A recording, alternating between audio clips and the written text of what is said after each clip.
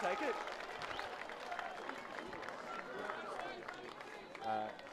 Which level is it? Best of luck to both teams today. Best of luck to the umpires, Lindsay Brash and Rob Smith. Well, good afternoon, ladies and gentlemen. Welcome to the centre of the known universe. If you're a football fan, we're at Varley Oval for the AFL Northwest Grand Final. It's teams 1 and 2 between the Tamworth Swans and the Inverell Saints. My name is Jimmy. I'm joined here by my co-commentator and veteran of the Inverell Saints Club, Corey. Good afternoon to you. How are we going today? Mate, all the better for talking to you. Look, bit of rain overnight, as we can see in the middle of the pitch there. Hasn't held up too great, but what have we seen over the last couple of hours? Yeah, no, we had about 20 mils of rainfall on the field last night, which probably puts it in about a good 4 in the racing term. But after watching a cracking grand final there for the ladies previously, there's not too much kickback, and other than the centre square being a little bit slippery and a bit muddy, I think it's pretty prime for footy today. Absolutely. Another ripping season in AFL Northwest. As I said, teams 1 and 2 coming up against each other in the grand final. Looking back on your season for the Inverell Saints, premiership winners last year, how's this year been? Yeah, no, the club's sort of come on from last year with a vigour. Largely a similar team, introduced a few young fellas into the brigade to bring them through, which is what we prided ourselves on over the year. But no, to capture the minor premiership again this year and be back here on the big dance, yeah, the club's obviously very happy with that, and to play you guys again goes to show you how strong your club is. Absolutely, and it has been a bit of a graveyard for the Tamworth Swans here, unfortunately. Obviously, one of the last wins we had here was in the 2009 Grand Final, I'm led to believe. Look, some really close games this year, but the Swans have really been up to their neck in all the meetings that they've had this year. You know, who's to say it might not be their day? 100%. Grand Final footy, as everybody knows, is a completely different footy to something you play all year. Bringing up that 2009 Grand Final hurts my feelings a little bit. I was playing back in that day, and I'll try not to remember it. And I noticed a particular player down there by the name of Gavin Nee, who carved us up that day and still running around today. So who knows? It could be his day. Absolutely, Gavin Nee, an absolute veteran of the club. I believe the only remaining player from that 2009 premiership, and he still gets around like that 2009 model. Yeah, look, it's been a really good season for the Swans, as you said there. A lot of new faces, but a lot of those veterans that have played over 10 years. But, you know, that doesn't mean for anything now, because anything that's happened up until now is, I guess, for naught. Couple of minutes' time when that first bounce comes, the rest of the season is out the window, and what happens in the next 100 minutes is what's going to count to winning the premiership this year. Well, I'll tell you what, where else would you rather be? We're down at Varley Oval in Inverell. It's the AFL Northwest Grand Final. Tamworth Swans taking on the Inverell Saints. We're minutes away from the tip-off. Hey, good crowd here, Corey, but you always expect that here in Inverell. Varley Oval, great spot to watch the game. Weather probably wasn't ideal for crowd today, but it's great to see as many people as we have come out to watch what will be a cracking game of footy. Just moments away from kick-off. The excitement is palpable. I'm wearing my red shirt. Your Inverell Saints outfit. I'll try not to be as biased in the commentary, but it's kind of hard not to do that because a lot of these people, like yourself, have been involved with the club for so long. It's almost like a family, isn't it? Yep. No, we'll do the same thing. We'll obviously try and be non-biased today, but I'm sure both of us will have a leaning towards one side. Yeah, I think so. So everyone lining up here, going through some of the team sheets for the Tamworth Swans. As you said, Gavin Nee there in the number 2, Rex Quayle, captain Dylan Beasley, Nick Fisher, Zach Collier, Kieran Fisher, Caleb Crowhorst in the 14, Damien Tom in 18, Ben Simmons in the 19, Lachlan Bennett, who was the competition's top goal scorer in the number 21. But we're about underway here, and it's the start of the AFL Northwest Grand Final. Tip off now to the Swans. Bergs comes away with it, and I reckon that there's going to be a lot of the game settling in the midfield. Yeah, good to see a close contest to start it out as the Swans take it out. Couple of little scuffles to start off as is expected. Yeah, well, let them know that you're there early. That's what they always say. A free given away there to the Saints. They come away with it up the nearest touchline. Good mark taken there. Angus Croft, ever reliable, comes in. Now, is it true that his nickname is God? He's got many, but that is one of them, yes. Okay, I was looking through your social media page and some really funny stuff written there around Crofty. I mean, anyone who's watched the competition for more than 5 minutes knows what Crofty's stance in the game. 100%. Great mark taken by Harry Moffat as he goes back and lines up for a goal, right on the 50. This will be right at the maximum of his kick, but we'll see how he goes. Going for the first goal of the game. That one's going to pull off to the right. That's a behind there for the Inverell Saints. Swans will work it out. Two teams still feeling each other out, and it's 1-0 to the Saints. Greer looks to be holding up very well. I haven't seen any slips or anything like that from the players as yet. So, yeah, everything looks good that way as Swans are ready to bring it out. Swans working it out from the back line there. Yeah, it's a real shame that we've had such good weather at the start of the week, and it's kind of just all disintegrated over the last couple of days. But I'm expecting a low-scoring game. Corey, how are you feeling? Yeah, I think you'll find it'll be very low scoring, held in tight, lots of contest at the ball. And that's a good contest there from Fish, who kicks it away. Swans up for the mark there. Zach Collier muscled off the ball. Real unsung hero of the Tamworth Swans is Zach Collier, an absolute legend for the club this season. But, yeah, unable to get a hand on that one. And as we kind of predicted, settling in the midfield. Little free given for a push in the back there. Swans work it upfield, unable to get to that one. Lachlan Bennett's player coach marshalling the troops around, as he so often does. Lockie Bennett's going up for the contest there. Lockie Hunt. Sorry, we've got two Lachlan's on the team, which doesn't make it difficult at all. What's really difficult is that no one goes by their first or even last name. Everyone's got a bloody nickname. So I'm trying to be as professional as possible. In that contest for Inverell was Hayden Chappell, and for those watching on the live stream, keep an eye on him as one of the marshals and the generals in the Saints team. A lot of the play goes through him, and he organises a lot of our shape and our structure. So he'll be very important during the day. Two teams just feeling each other out here, taking a bit of time to kind of warm up. We've got a bit of, I guess, a slow play here. How has the Inverell Footy Club been going this year? Yeah, no, very good. Got couple of junior teams that made their grand finals and collected wins earlier in the month, sort of thing, when they held their grand final day here, which is the way the club progresses. Obviously, when you can bring your juniors through and then ease them into senior footy, and then they're the backbone of your team going forward. So the club's in a strong place and good committee, and things look positive. And obviously another ripping season for the girls as well. Yeah, great to see them take the grand final victory just moments ago against the Gunnedah team, who they played in the last few grand finals. Commiserations to Gunnedah, but awesome to see the girls get a victory.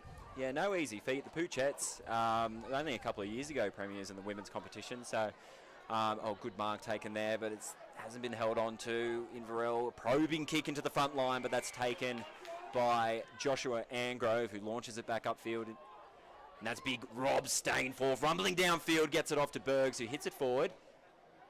Crowe latches onto that one. Look for him to do that all day. So light on his feet. Over to Zach Collier now. Sets his eyes on goal, but can't get to the ball first. Saints getting numbers around that contest and slowing it down. Look to bring it out now. Nash Tome free off the ball. Free given to Inverell there. The Swans, kind of their first real, I guess, foray into the front 50 against the Inverell Saints here as they look to work it away up the field. Rat standing on mark there. I couldn't even tell you what Rat's actual name is. I believe it's Harrison Haig. But, Rat. Let's go with Rat. I think he's known colloquially as that. For good and for bad across the whole competition. Snapshot here. Angus Croft. Pulls up just short. Claimed there by captain Dylan Beasley for the Tamworth Swans. He's got that in his kit bag, doesn't he, Crofty? Yeah, no, he's very well known for freakish plays like that. Swans with a good move down the far side of the field under the scoreboard. Launches it upfield here. Zach Collier trying to get onto it. Can't get the handball away, or it just kind of trickles out to the side there. Inverell come back away with it, which is becoming a bit of a familiar kind of sequence of play there. At this point in the game, we're only sort of 6 or 7 minutes into it, and it's certainly no one's taken control of the game. It's been end-to-end footy. With Hayden Chappell taking a great mark there. He'll fancy his chances here, potentially for the opening goal of the game. Is it easy? What have we got here? He's taken it, and that one's just been claimed there right on the goal line. This could be the opening goal for the Inverell Saints. I think they've rushed. Yeah, they've played that. That's gone over the line. So that's going to be 1 point for the Inverell Saints and kick out for the Swans. Well, good news for the mighty Tamworth Swans. Yeah, you said it best. Two teams feeling each other out right now. Someone just needs to take control of this game, I feel. Oh, big hit there from Zach Collier. Ball continues upfield for Crowhurst. Looks to snap it back to Mitch Small. Good contest from there from Inverell. Nice little 1-2 play there. Rats launches it upfield. Gavin Nee. Oh, great spoil from Wiz. Oh. And what have we got here? Free kick to Gavin Nee. Okay. This is right in Gavin Nee's range. Have you seen him kick a few of these before? Unfortunately, I've seen him kick many of these on me quite often. For the opening goal of the game, Gavin Nee lines it up, lets it fly.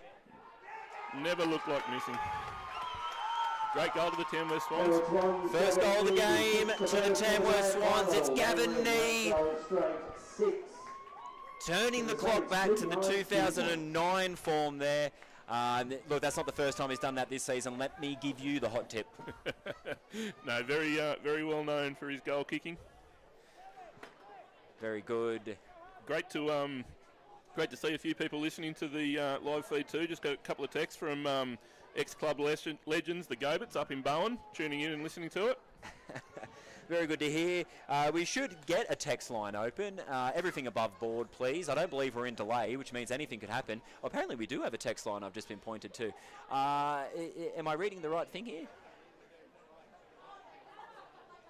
Where are we looking here? Okay. I see. It's the YouTube comment section. There you go, people. So jump online, keep it clean, and we can give you a shout out. Yeah, absolutely. Yeah, the YouTube comment section, not known for its well thought out opinions and thoughts, but that's okay. We'll be the arbitrator of that. And playback underway there with a good contest and a free kick going to the Swans. Swans 1 goal to 2 behinds for the Saints, 6-2 here. A couple of minutes into the first quarter. Either team struggling for ascendancy here. But a big launch upfield from the Swans. Lockie Bennett's with a big mark there. He'll fancy himself from here. Only the 40 goals this season, Corey. So he'll be wanting to get his numbers up here in the grand final. Very dominant goal kicker and been doing that sort of stuff all year. The Saints will definitely be looking to shut that down, and the entry into the forward 50 from the Swans, they'll be looking to have that congested and not make it quite as easy as that was. Many nicknames does Bennett's have, one of them being TikTok. You might have seen one of the social media videos of a goal that he scored over the Tamworth Kangaroos a couple of years ago. I noticed that out on the field, everyone calls him TikTok, trying to put him off his game here. But let's see if he can knock this one over for the second goal of the game. That one just wide. Oh, he's actually nailed that. Yes, no, he likes it, and so does the goal umpire, and that's all that counts. Second goal for the Tamworth Swans. It's 12-2. Swans with the early lead. I just noticed for the Inverell Saints through the interchange gates comes Saints legend and old boy, ever reliable Luke Selig, just on the field. He's known as a game breaker, and he'll be putting his best foot forward today. So we'll keep an eye on the number 9.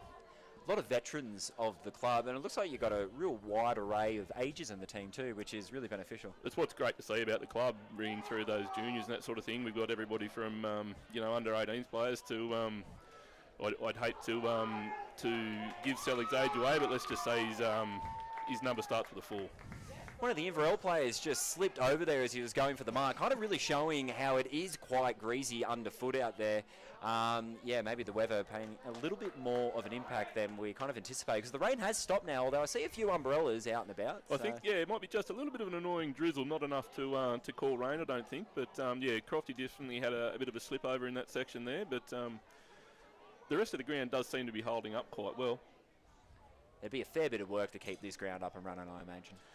It definitely would be, but just like number 1 Oval in Tamworth, they're both beautiful-looking fields and serve dual purposes as cricket fields through the summer and footy fields during the winter. Contested ball here, just shy of Tamworth Swans 50-metre line, but a false start there. Or is that a free that's potentially been given away? Yeah, I think there might have been a little bit of holding off the ball there. Okay, Inverell launching an attacking raid into the Swans. That's a good mark there. You won't be the last time you hear me say today, Chapel to Croft. Yes, I can already feel the shivers down my spine. It's, yeah.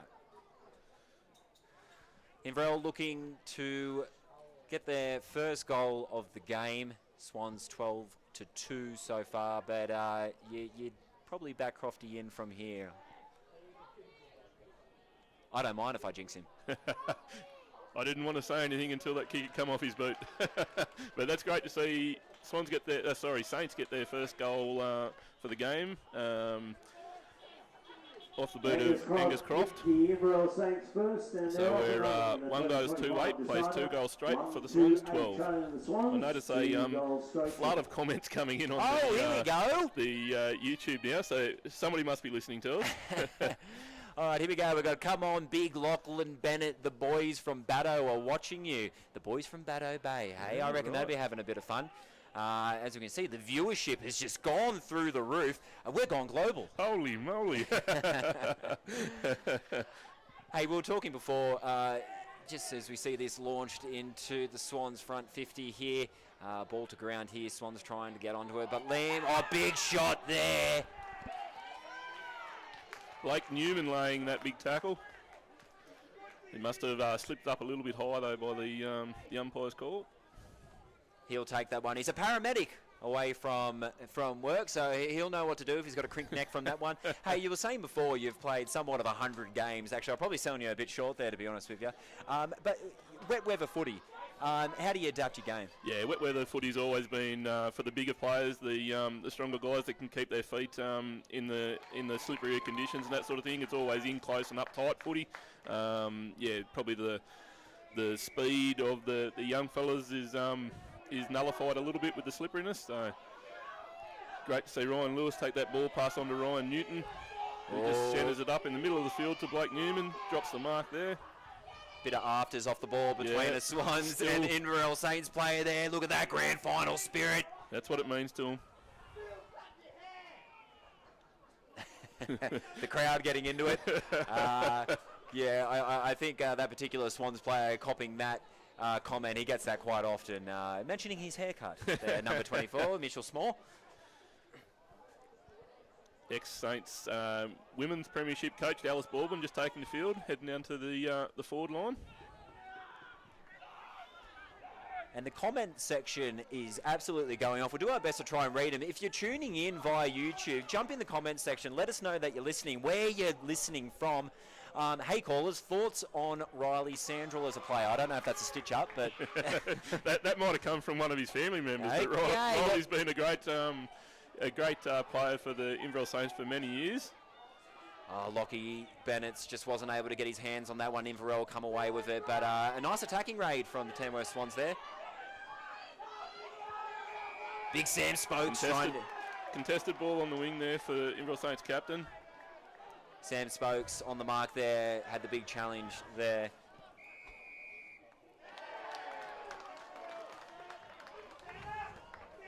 Crofty out of retirement for the 4th year in a row. Is that true?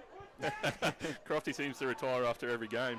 Yeah, right, okay. Well, he's doing something right. Yeah, 100%. Already on the score sheet. Watching from Western Australia. Howdy doody, Western Australia. What's the time over there? Yeah. The game hasn't even started over there. Connor Mackle getting it over to Kevy, who launches it upfield there. Inverell with a bit of an intercept mark there on the ground. Hotly contested ball. Looks like a scrum in the middle of the field there. Big whiz from the Saints heading back to the back line after he's done his bit in the contest there. 15 minutes of this game already gone past in what seems to be a blink of an eye. Ripper of a haircut, might I add. Yeah.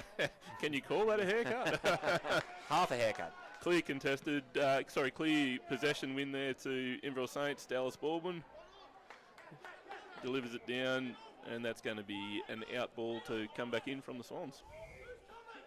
Damien Tom, easily best looking Inverell bloke from Todd Jones there. Todd Jones, the official runner of the Tamworth Swans, but couldn't make it today for whatever bloody reason. I'm sure he's not going to hear all about that. But I'll tell you what, if we do come away with a premiership win, he'll be the first at the pub and the last to leave. Yeah, perfect. They're the backbones of the club. That's what you need. Ball comes back in from a tight position. Snapshot for goal. Harry Moffat's just pushed it across the face of goal for another point. That'll be the third behind for the Saints there. Trailing the Swans by 3 points. Saints probably historically not known for their accuracy in front of goal, and a 1-goal-3 start is probably fair reflection to how we usually start a game. Big shout out to Wayne Campbell. Go the Swans. Good to see one of my boys kick the first one. Okay, very good there. Very proud. I want to say father, but he might not be. He's just saying one of his boys. Crowhurst launches it upfield. Lockie Bennett's in pursuit of this one, but Inverell look to work it away. Ball's returned back down the far side of the field. Some good off the ball shepherds being laid by both teams currently. Speaking of haircuts, we've got a comment here from Jaden Taylor. What happened to all of Ratz's hair? Well, he actually shaved his head through the week, which I kind of liken to Andrew Johns, if you're a rugby league fan, when he shaved all his head and went on to become one of the best rugby league players there ever was. You often see that in players, you know, when it's go time, they shave all their hair. I don't know if it's a superstition thing. Ratz's hairline is hanging on for the best of its life at the best of times anyway, but... Yeah, I'm not sure if I was Rats, I would have run the chance that stuff's not going to come back.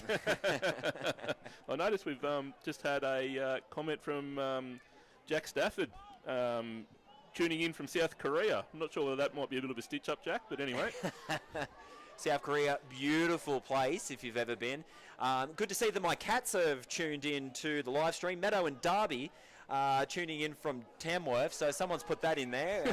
I don't know how they know all my personal information. That's a tad alarming, but that's okay. Glad to know that they're watching.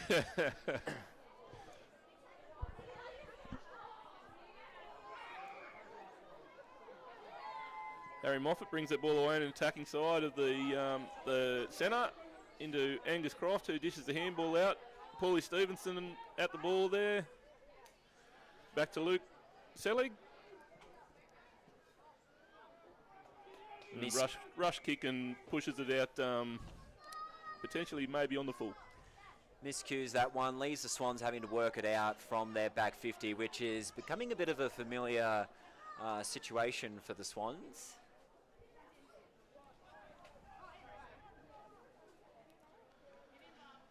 Wade Campbell, the 2005, we mentioned him earlier on, the 2005 Tamworth Premiership coach watching. Good to have you along for the stream there, Wade Campbell, an absolute legend of the club, I believe. Unfortunately, we haven't met, but thank you for tuning in.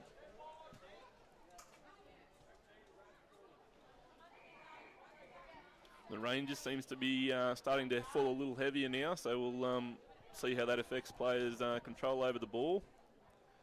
As I just get a message from two-time premiership player for the Inverell Saints, Matthew Mundy, who's up in Airlie Beach currently on next Sundays, tuning in to the broadcast. Some people have all the fun, don't they? Yeah, I think he's slightly disappointed that his beloved number 9 jersey's been taken on by Luke Selig, and has a comment for Nash Tome, the ruckman, to start winning some hardballs. So we'll see how Nash likes that comment a bit later. Another message here from Damien Q. Come on, Swannies, watching from WA. Rex Quayle, 5th time lucky. Obviously, Tamworth Swans losing the last 4 grand finals, looking to not make it a 5th. Good play there from Fish, who kind of dumped it to his left and then shot it on the right boot into the centre of the field. And Crowhurst there looking to pick up the scraps, looking for someone to get it to Wyatt, who then drops it. And Saints look to work it away. Jordan Sufong gives away a free kick there. Swans go back. Has he got the distance in this kick, or is this going to be a lead? Look, he'd fancy himself, but I'd say he'd be looking for a lead. Definitely a couple of options in there. Launches it in to the 50. There's Zach Collier above the pack, but unfortunately couldn't come down with it. Umpire calls play on there. Beatty gets the ball out through Ryan Newton. Manages to clear the ball, but straight back into the Swans' possession in the midfield. Good intercept mark there from Joshua Angrove, named in the team of the season for the AFL Northwest competition. It's his first year in Tamworth, first year with the Tamworth Swans, and I tell you what, he's fit into that back line like an old pair of boots. So he's been a welcome addition to the club, let me tell you.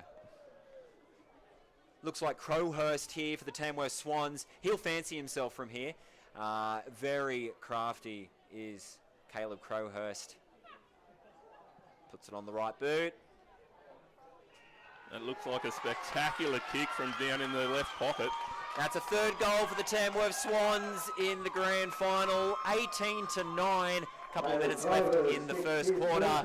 The Swans getting a couple of early goals, but the Saints, they're not making it easy. No, certainly noticed the Swans moving it through the midfield very, very well. Great structure.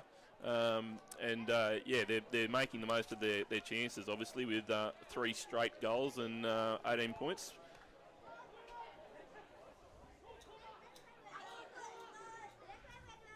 Big shout out to Ben Jaffrey on the text line. Sauce is going to open a candy store after that one, talking about that little dummy on the nearest touchline there moments ago. Good work. That led up to a goal there for the Swans, their 3rd of the afternoon. 2 minutes left in the first quarter. I'm remiss to say Swans have had the ascendancy because that has been to and fro, but unfortunately the score sheet, fortunately for us, it kind of favours us. So. Yeah, no, it's certainly, from the way I look at it, I would say that the Swans have probably had the better of the first quarter. Certainly not by much, but I'd say they've probably started better. Sam Spokes all over that ball like a rash, and that'll be... that'll be contested ball here. Good touch back there for Wyatt, who launches it upfield. Zach Collier looking to jump on that one.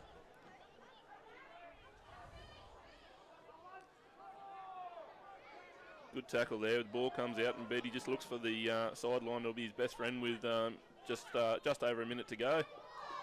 Big hit there. Wyatt straight back up.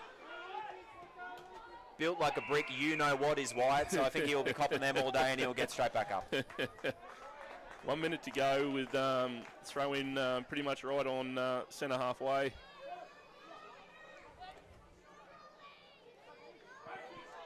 Fish coming away with that one. So lightning quick on his feet. If you've watched the competition for any number of years, you will know what he brings to the team. Yeah, very dangerous and can pop up in lots of different places all over the field. Crowhurst will want to get a boot onto that one, and that's his 2nd goal of the afternoon. The Swans 4th. They're going to take a very handy lead into quarter time. That's, very, very painful as a Saints supporter, but for the Saints at that late juncture of the first quarter to concede another one. One goal, 3-9, plays 4 goals straight, 24. So the Swans have been very, very accurate.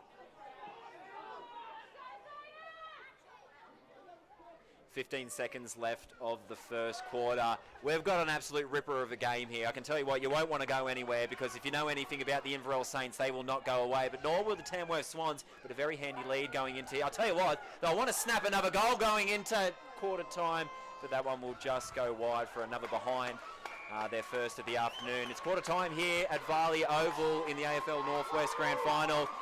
Tamworth Swans 24 to Quarter Saints time, 9. 2025, the Thoughts on the first quarter? Yeah, no, I'd certainly agree with you that the Swans probably started the better and had the ascendancy for that quarter. The Saints look a little unorganised currently, but I'm sure Coach Matty Harrison will be coming out with a bit of a plan now to potentially try and get a bit more structure back in that team and potentially lay a couple of taggers on the Swans guys that are doing the damage. Absolutely. Looking at the text line, quarter time here. Surprised the Swans are marking goals from Sarah. That could be one of our own fans for all I know.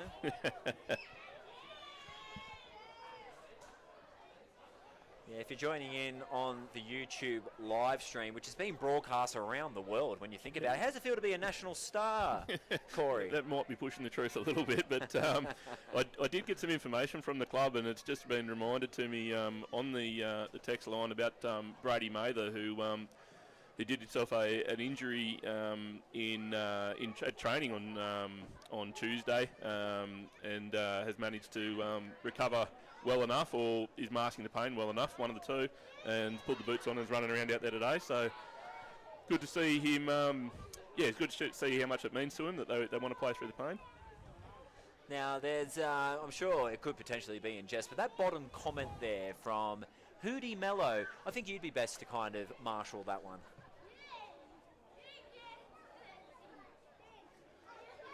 Yeah, right. Well, I'll do my best to keep a bit more of an eye in the second quarter on young Riley and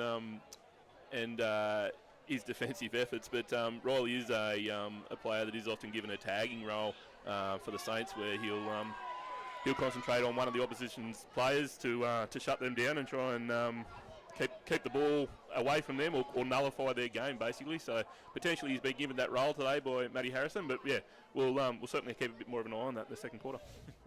Blake Hutchison on the text line. I'm just going to keep calling it the text line because no one likes comment section. Trout watching live from the nation's capital. Crowie for PM, and I think all the Swans fans would be in agreement with that. We have 2 goals in the first quarter. Yeah, no, he'll at least get the keys to the city if he continues this form, surely.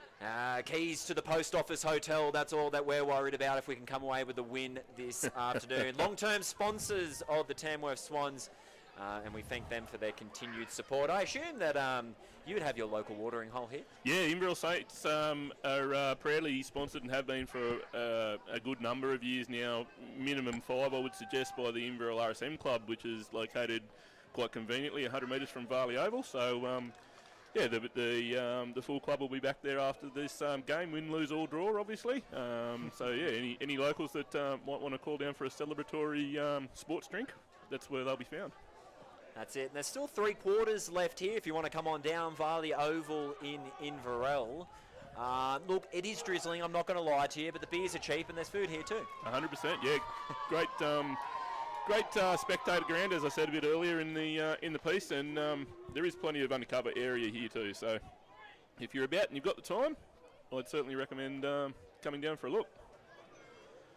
Be a very crucial quarter in this game, the second, with the Swans kicking away to that early lead. Obviously, the Saints will want to will start quickly here and at the very minimum prevent any forward movement from the Swans, but more hopefully trouble the score ladies themselves. So it'll be interesting to see the first 5 minutes. Yeah, Jack Stafford there. Any chance of a pitch report? It looks a bit wet. I would have loved to have been out there on the ground to actually have a look. We're going to send the cameraman down right now to do the key test. Is that what that signal was? But yeah, I went out there and had a kick around before, and it is very slippery, but I wouldn't say it's squelchy or anything like that. But you can see in the middle of the ground there as the Swans look to kick it away into the forward 50 and start the second quarter with a bang. The middle bit of the field there, look, I don't play in the middle, and I'm glad that I'm not today. It's an area you'll probably see both teams trying to avoid when they're moving the ball up and down the field, but obviously that's where the competition is restarted, so they're going to have to put up with that muddy section in there. But Jack, you'll be happy to know that I did a quick penetrometer test on it this morning before the game's kicked off, and it come back as a good 4, mate. So potential downgrade to a slow if this rain keeps up, mate. But I'll keep you all over top of that.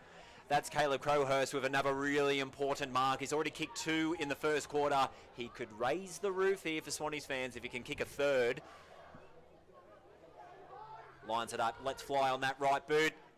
Look for the reaction of the Swans players here. Pulls up just short. Swans trying to launch on that ball, but the Swans look to work it away. Or the Saints, should I say, rather. Good commitment at that ball there from Paulie Stevenson from the Saints, but turns it over. The Swans bring it back in with an uncontested mark. Rats tries to launch it into the middle there. Maybe just miscued the kick just a bit, and the Saints will look to work that away. But Swans are starting this quarter on fire, if I could make a biased assumption. Ryan Newton there, big handball to nobody. We might have to have a bit of a talk to him about that after the game. But Swans are certainly putting the pressure on the Saints and playing it in their attacking end of the field, and that's obviously where they want the ball to stay. Contested ball here.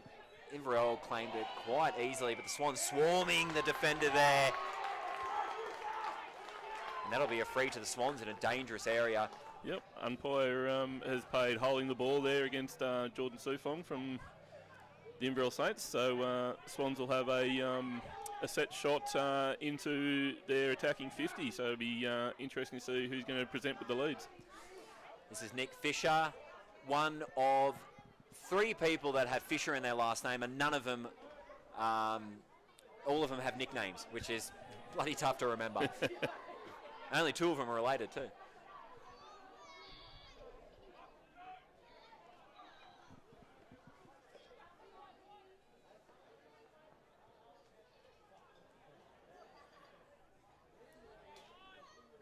Behind being scored there for the Tamworth Swans as the Saints bring it back into play.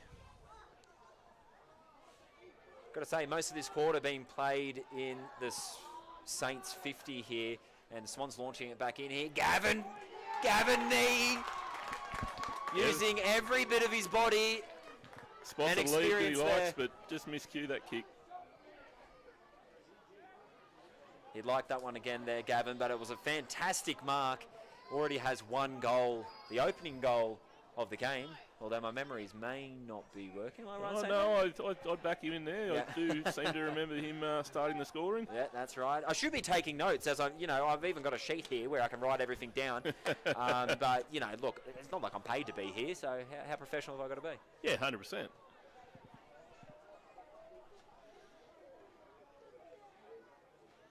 I think this might be the first time in this second quarter where the ball's come over the halfway line, but looks like it's going straight back, unfortunately, for the Inverell Saints' point of view. It's been the tale of the opening minutes of this second quarter. The Swans really starting to get a march on in this game. Finding some loose players there as I say that he manages to pick out Harry Moffat for the Inverell Saints, but as you look across the ground, I can see quite a few loose Tamworth Swans jerseys, which is concerning for the Inverell Saints. Now, I'll tell you what, we've been talking about the wet weather, but the sun has come out just ever so briefly. There's probably a few daughters out there too, but it's it could dry things up out there. Nice dad joke there too. Yeah, that's all right. Thank you. The Saints' delivery from both hands and feet just isn't quite on song yet in the grand final, but plenty of football left to be played to change that around. That was Big Rob Stainforth there with an important. We have a free given away here. Which way? That'll be to the Saints.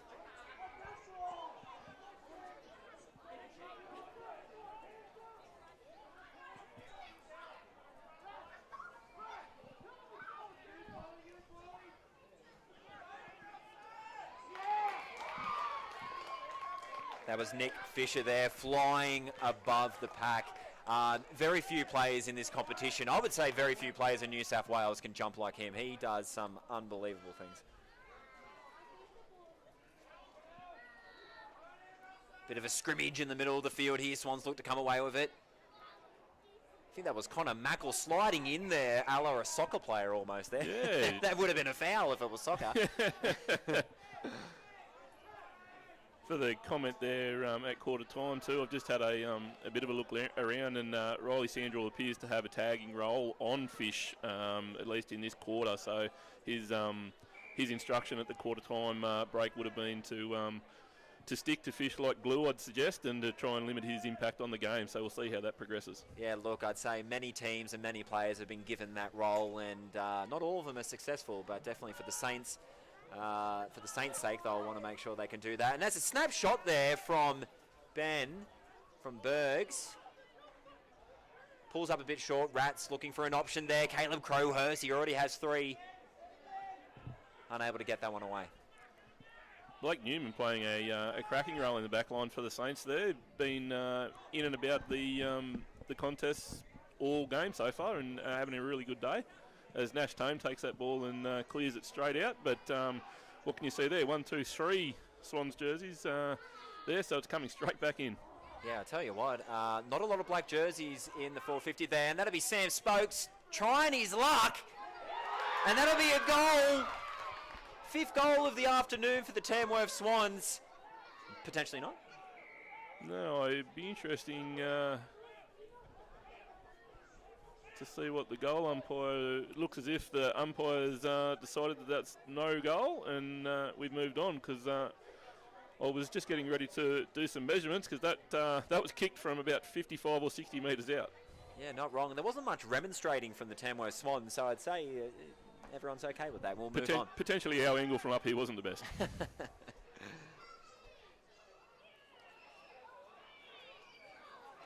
Over on the far side of the field there, Swans swarming the ball as they've done all this quarter. Big Rod Stainforth coming away, launching it into the centre circle. Well, that'd be the front 50 rather.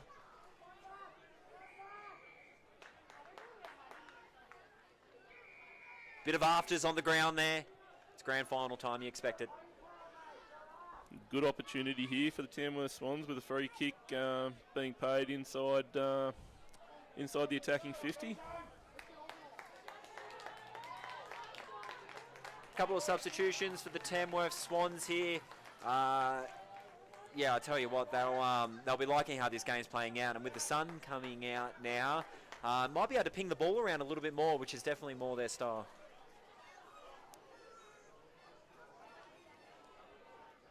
Look at Gavin Nee coming off, scoring the opening goal of the game.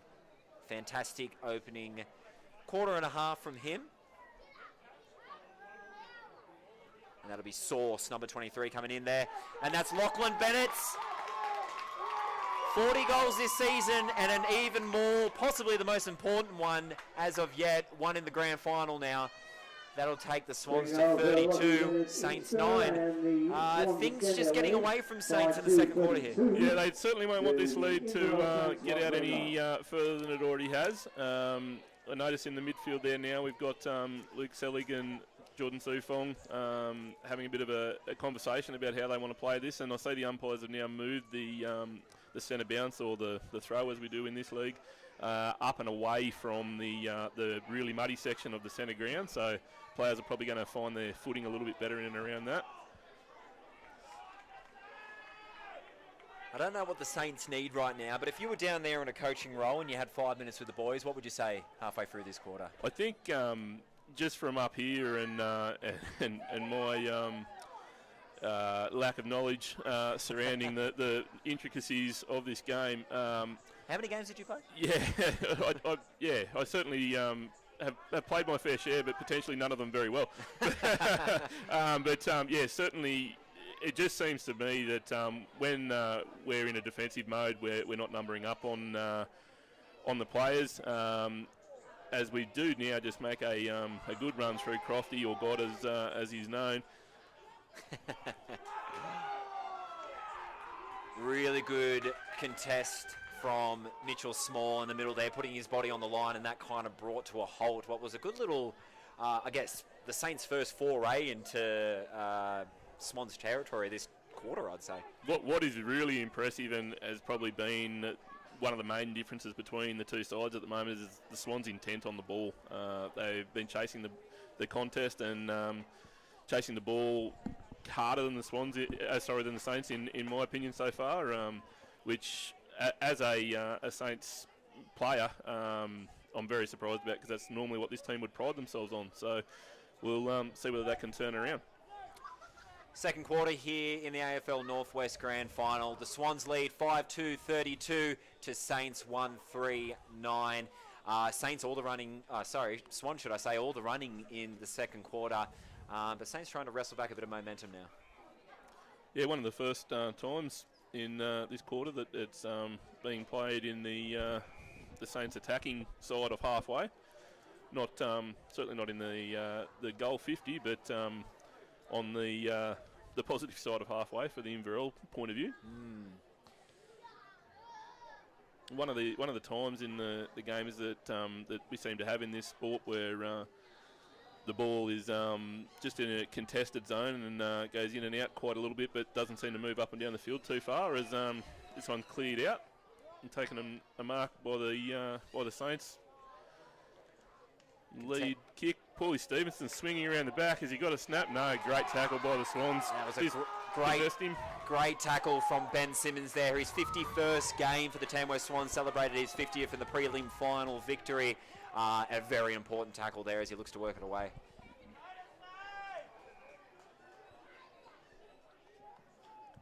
Again, the Swans finding unmarked numbers, or they turn it over via Croft there, who just drifted back.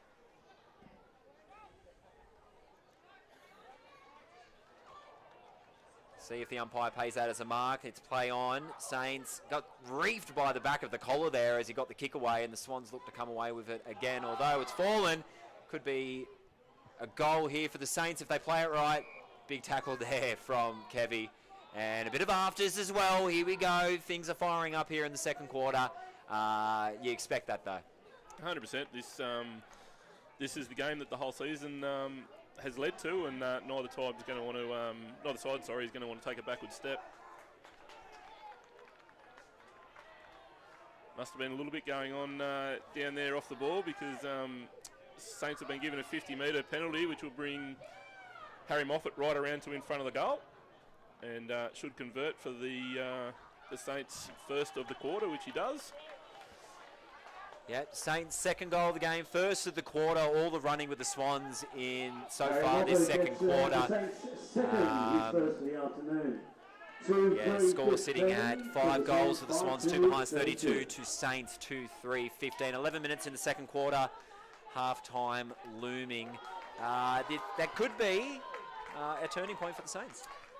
Certainly could be a turning point, but what's really going to matter is what comes out of this centre bounce, and if the Saints can get it back down there and kick another one, well, we'd start to look at a bit of momentum as Selig comes out of the centre bounce quite dominantly and throws the ball down in to the Saints attacking 50, but it's straight away cleared back out by the Swans. Interesting to see Lachlan Bennett's playing in the back line there. You don't see that too often, so he's doing it all, kicking goals, contesting balls here, and that would be Nick Fisher. He'll be disappointed with that. Just ran into his own player. If he got open field there, he was away. Yeah, definitely. He had a couple of steps on Sandrell, his tag as well there. Good mark there from Inverell. Tide's just turning a little bit in the last 5 minutes. Getting a little bit more possession the Inverell Saints are. Harry Moffat's having a wow of a game. Good play there from 7 users. Rex Quayle got it away, but unfortunately that one's gone away. Saints had a ping there, and it wasn't too far away, but it looks like it's been called back for a free for the Swans. Yeah, I think there might have been a little bit of holding player there. Connor Mackle plays it out to the league's rising star, Lachlan Hunt, who looks to launch it upfield there. There's that man, Nick Fisher, being tagged by his opposing number. Saints launch it upfield. Good intercept mark there from Joshua Angrove. He's got loose Swans players running down the far side. Mitch Small looking to pick out a target here. Nice and low here. Rob Stainforth, he'll get down low. Unfortunately, can't collect that one in. I'll tell you what, there's few people I want to be tackled by, given the size of me. But Rob Stainforth for the Swans, I can tell you, because I've been on the receiving end, he's number one on the list. Yep, no. The older I get, the less interested I am in having any of these fellas tackle me, that's for sure. Good clearing kick there from Connor Mackle, I believe it was, for the Swans. Zach Collier up for it. Might be a free given away to the Swans here. Definitely. Dangerous area here. There's a few red jerseys in the box. I'm looking at Sauce here. Picks him out. Unfortunately got taken out there, but it might fall for Damien Tom.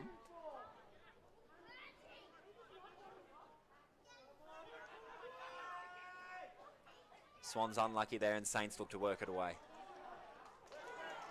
Oh, he'll be disappointed with that, unfortunately, but holds on to possession. Saints working it upfield now. Yes, Hayden Chappell dropping that ball is very uncharacteristic, but managed to keep a bit of possession, get it back through to Seb Blair. But Swans intercept mark in their defensive 50 and have only managed to clear it just as far as Phil, though. So he spots up Harry. Probing kick there to be claimed by Tamworth Swans' Mitch Small. Yeah, we've seen this story before. Intercept marks seem to be really killing the Saints at the moment. At the moment, yeah, there seems to just be not quite the cohesion between the midfield and the forward line. I notice Angus there leaving for his lead just a bit too early for Phil, who was delivering the kick. The Swans are moving the ball very, very well this whole game, but particularly this quarter, their ball movement has been very impressive. Zach Collier launching it up for Caleb Crowhurst. He's a good target. He's already kicked 3. He'll like his chances from here on the outside boot. Maybe Gavin could be close enough there. It might fall for him, but the Swans have ran into each other. They've potentially cooked it, but a force for Sauce. He'll want to snap it. What a smother from Saints. Great defensive effort from multiple Inverell Saints players down there. I nearly had the pen out to give Gavin Nee another goal. But, yeah, top efforts from 3 or 4 Saints in the defensive zone there. Swans are absolutely pinging the ball around now. So there's a little bit more fatigue in the game. They're really letting the ball sing with their cross-field kicks. And give you the hot tip, we've been practicing that all season. Yeah, right, a little bit of insight into game plans there potentially, but it's certainly a lot easier from the Swans' point of view to play that that brand of football when they've got themselves a handy little 17-point lead. Sam Spokes wasn't too far away there. That'll be away for a behind. That's Swans 5-2, 32 to Saints 2-3, 15. About 6 minutes left in the second quarter.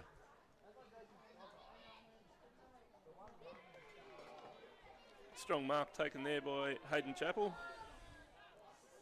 He'll look down the sideline and tried to spot up Angus Croft, who's just not quite able to take the mark, and the ball goes out over the sideline. We'll have a throw in shortly. Thank you to CTFPV. Jimmy, could you please run some water out to the boys? They look thirsty. Mate, I can't handle that job. I can't do 2 things at once, otherwise I do both of them poorly. So they've just got me on the commentary box doing that poorly. I'll leave the water to the professionals.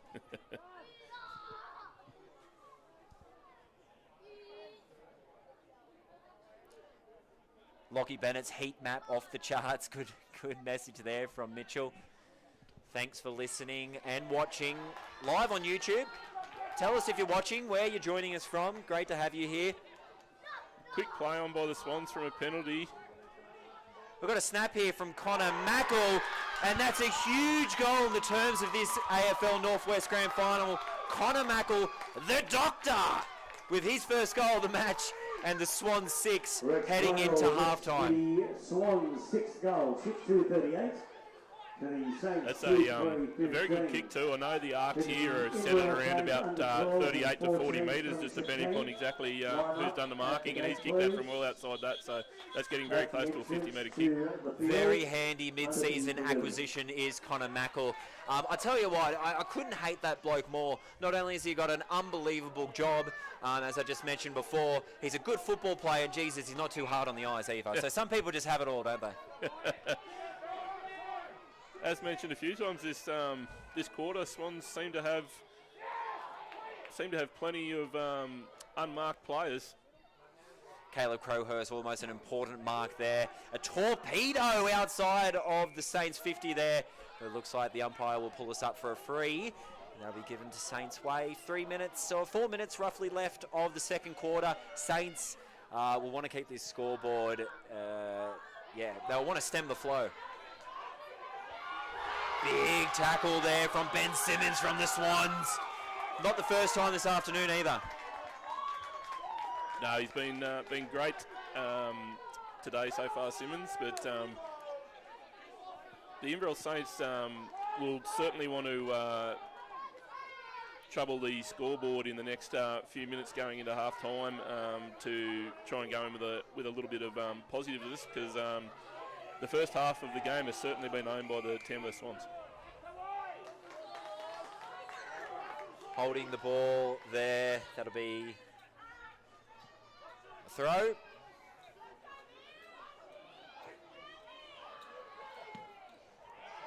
Saints getting that away, deliberate potentially.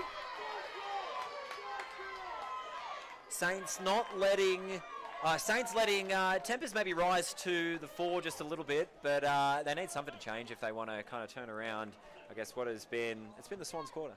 Certainly has been the Swans quarter, probably the Swans first half, to be honest. The boys can't afford to let the niggle get in the way. They need to keep their heads and go back to their game plan that's served them well throughout the season, but there's still plenty of footy to be played. The ball kind of resting right in front of the commentary box right now, and you can really feel the electric kind of atmosphere that's happening right now. You can hear the hits. Yep. You can smell the beer from the crowd down there. Or that might just be you, Corey. But no, this is a ripping game. It's great to have the impact from the crowd here too. You can hear their involvement in the game and their oohs and their ahs with the marks taken and the hits made. Big contest there. Dylan Beasley on the ground, captain of the Tamworth Swans. That'll be a free awarded to the Swans. If I've learned anything in the one season that I've been playing this game, is that you can never count Saints out, and I know that the Swans won't be counting their chickens just yet. 100% they won't be. They've obviously been in many tight games against the Inverell Saints over the last couple of years, so I'm sure they'll know that they're in for the fight. The Saints will play out the full 100 minutes, but you can't take anything away from the Swans so far. They're certainly on top. Good mark there from Inverell, looking to work it away. They'd love to get one before quarter time. Given that it has been, as you were just saying, the Swans running this half, still a very close game, 38 to 15. That can change very quickly. 100%, yeah. Whilst the scoreboard does look like it's a little lopsided currently, it only takes the bounce of the ball to go the Saints' way once or twice that results in goals, and all of a sudden we're back to close enough to square.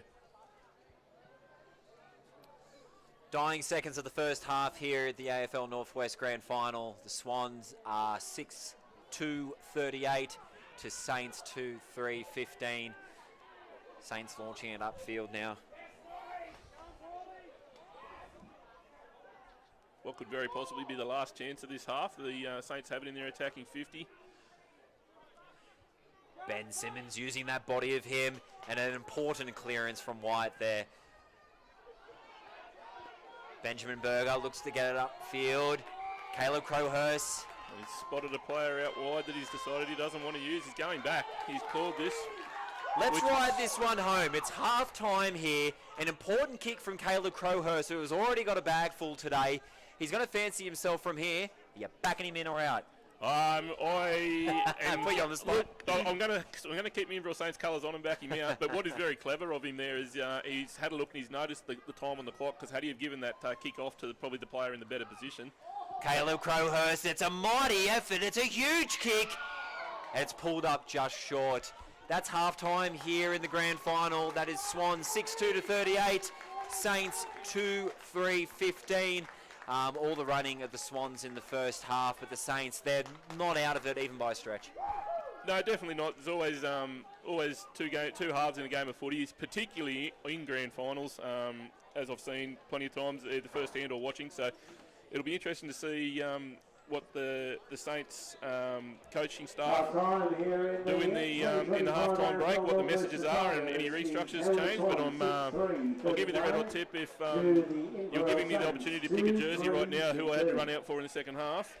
As much as it pains me to say, I'm probably putting on a red one. I tell you what, where else would you rather be? I tell you what, I think we've earned a Tui's new hard-earned break for this half-time. We might put a pause on the broadcast and come back for the second half of the AFL Northwest Grand Finals. The Tamworth Swans leading the Inverell Saints. There's still a half a footy to go. Don't go anywhere. The other 14s had a big win, though. The combined Tamworth and Gunnar team, the Inverell Saints combining with the Glenn Celts to win the premiership. So if you, whilst they're walking around the ground, would you please show them a little bit of love and cut them around.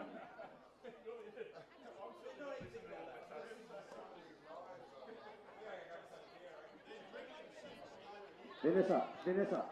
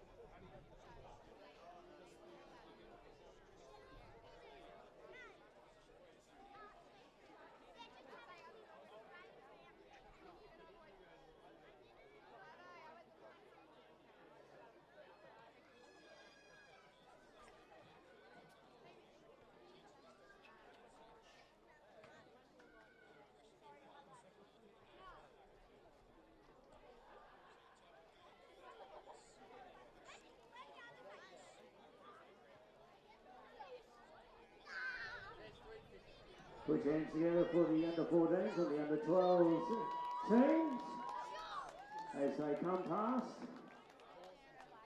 Premiers a couple of weeks ago with the under 12s running in extra time and a good game too. And the under 14s, big winners. So the combined Gunnedah Tamworth team, of course the Inverell Saints this year combining with the Glenda's Celts.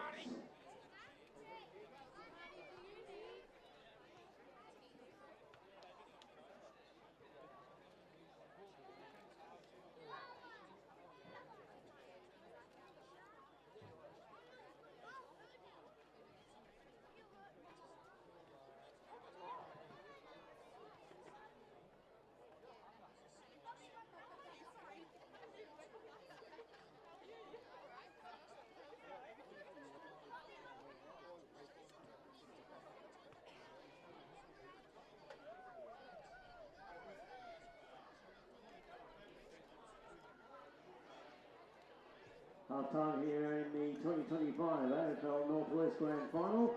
The Tamworth Swans the lead 6-3-39 to the Saints 2-3-15.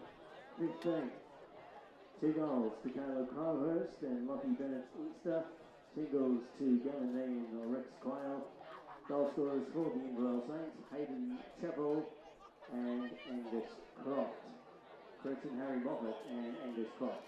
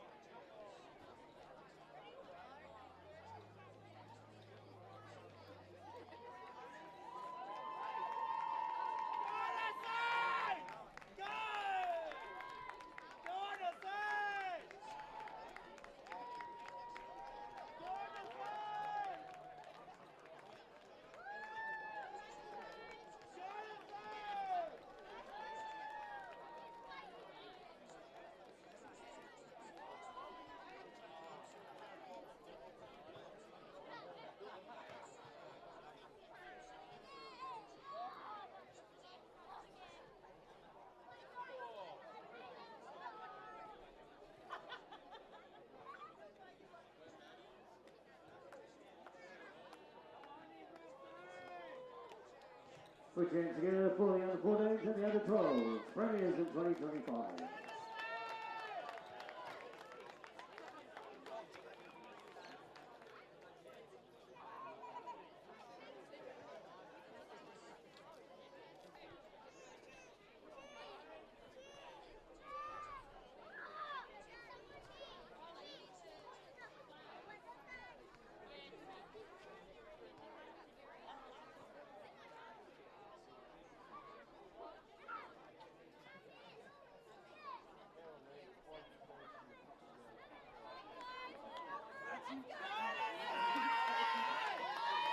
Please welcome back on to Valley Level there by Ryan Lewis, your Inverell Saints.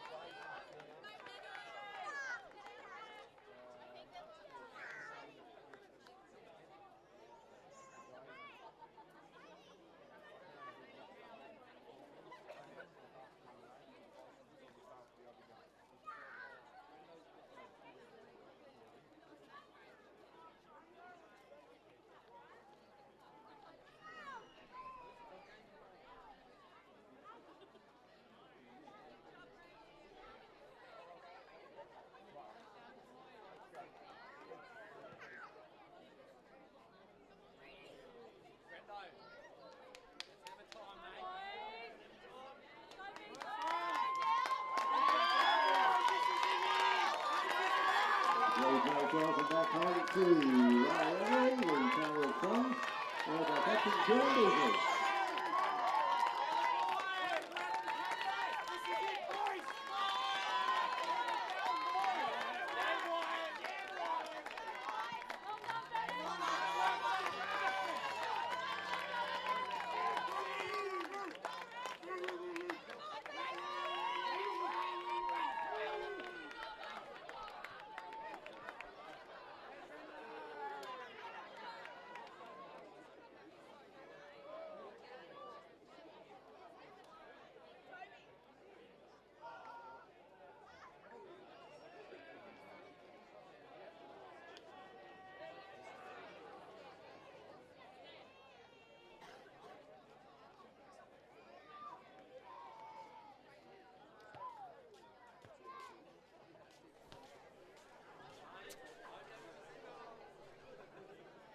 Welcome back to Varley Oval, the AFL Northwest Grand Final, about to get the second half underway here.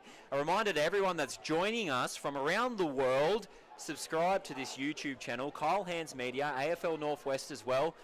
Of course, this is the last game for the season, but we'll have plenty to bring you next season. This competition, which just keeps growing. Hey, I'm bringing in our cameraman here. Welcome. Actually, I just wanted to shout out to those people in Japan that are just tuning in. We're seeing some South Korea there as well.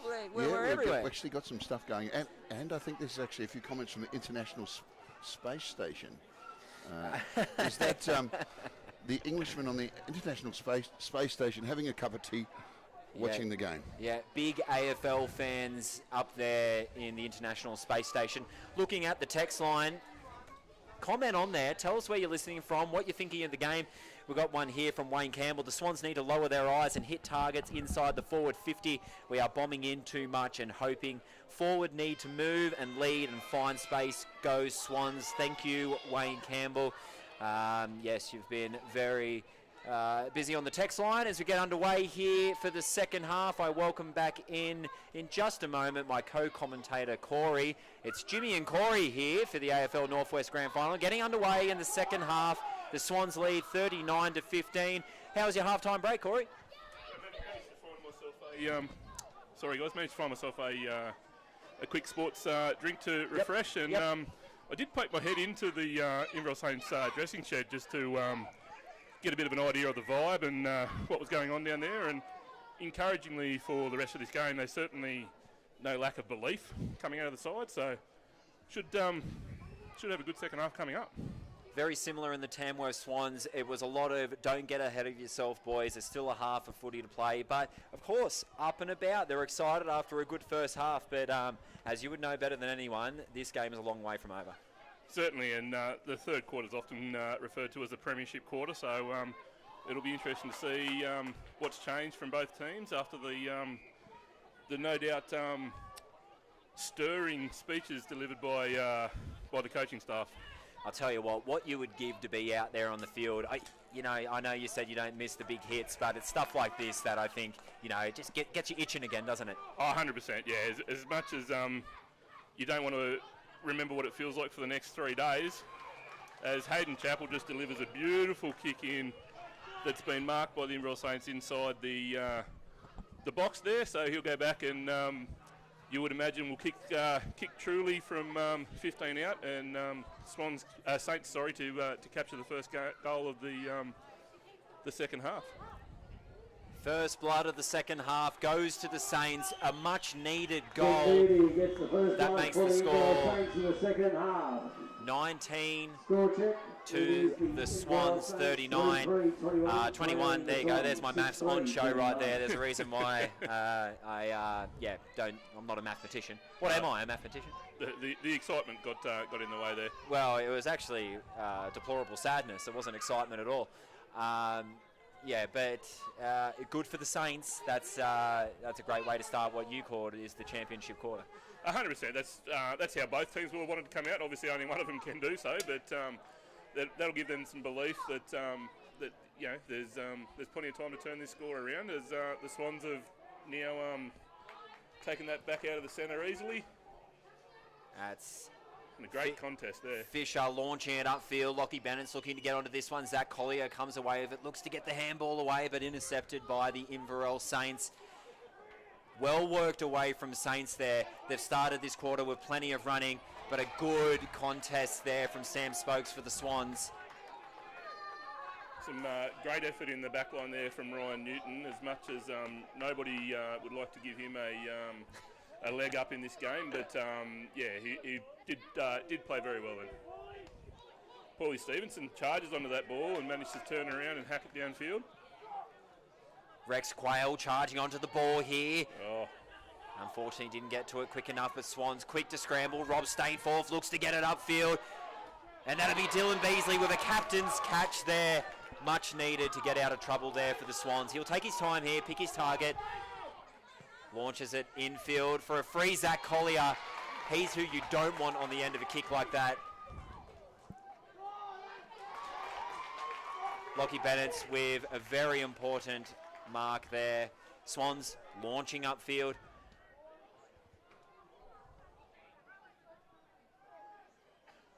Ball comes out to Lockie Hunt there. Trying to put the moves on. He's got moves like Fred Astaire, but couldn't land that one, unfortunately. Launches it back in. Gavin circling this one, but the ball will run out. You just saw something there, Corey. A little bit going on off the ball at the moment, but nothing too untoward there. But Swans have certainly regained some composure after the Saints probably started this quarter the better of the two teams, but we are only 5 minutes in. Zach Collier looking to get it off there to Gavin Nee. He already has a goal this afternoon. He'd love to have another one there. The former premiership winner with the Tamworth Swans looking to bring the flag back home.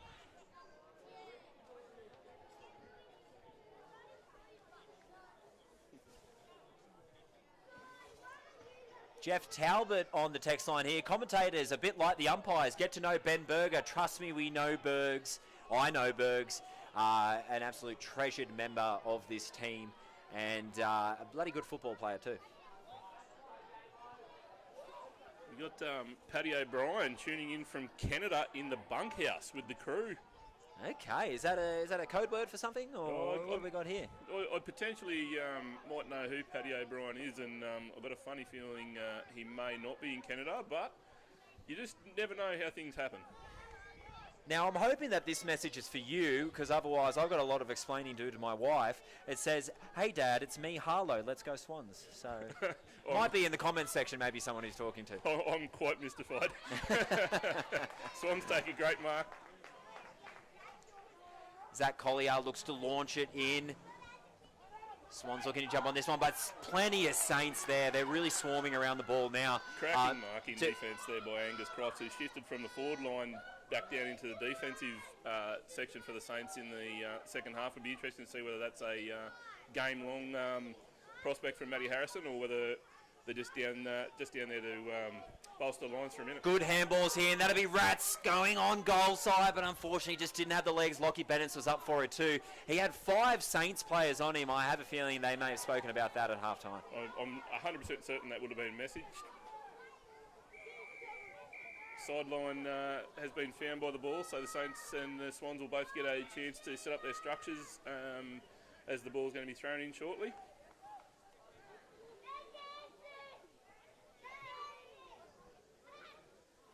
Contested ball here. Unfortunately, it was only contested by 1, but the Swans did come away with it. It's been launched in by Fisher, and that'll go for a behind, I believe. It just trickled over there. Lockie Bennett was up for it again, just couldn't get to it.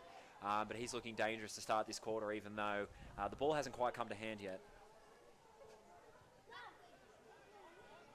After the initial flurry from the Inverell Saints at the start of this quarter, looking around from up here now, I can see 3, 4, potentially, another 5 Tamworth Swans jerseys completely open here. So potentially a bit of a worrying sign for Inverell. Their intensity just doesn't seem to quite be there. There was a miscue of a clearance kick there too, so the ball will end up back in their hands, but no, that one's going to go back over for another throw-in. It should be out on the full, so I believe that'll be a Swans kick. Sam Spokes looking for a target. Plenty of leads in there, plenty of options.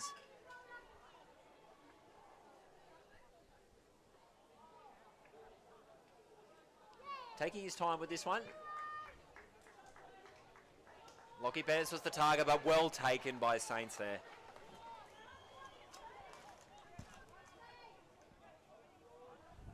Yeah, Brendan Gray, the Inverell Saints player there, a new player this year who's playing up in the region, comes from down south originally, so he's got AFL running through his bloodlines. But yeah, been a great inclusion for the Saints. A fantastic intercept mark there from Lockie Hunt. Has been the tail of the tape so far in this game. Swans just getting the bounce of the ball so far this game. Mitchell Small with an important mark there. He'll look to launch another attacking raid.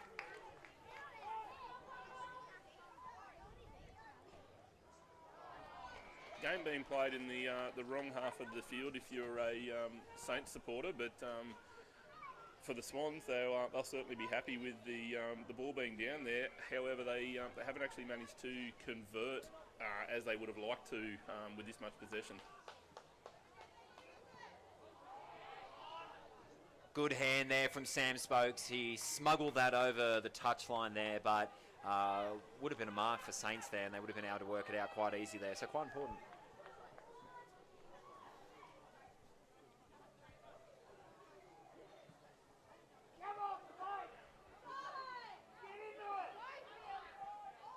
Saints just struggling to clear their lines. Bit of a banana-shaped kick there. And that'll be touched over the sideline by captain Dylan Beasley for the Tamworth Swans. Not happy with that decision, but potentially the right one. Certainly the right decision, I believe. I believe the sideline was what he was looking for, but... Look at the young fella throwing in the ball here. How good's that? Bit of a shallow one. Good contact there from Saints, swarming over Mitchell Small there. That's an important play there. 100%, and it's those sort of moments in games that can give the team, and that's any team, a little bit of strength and willingness to go on.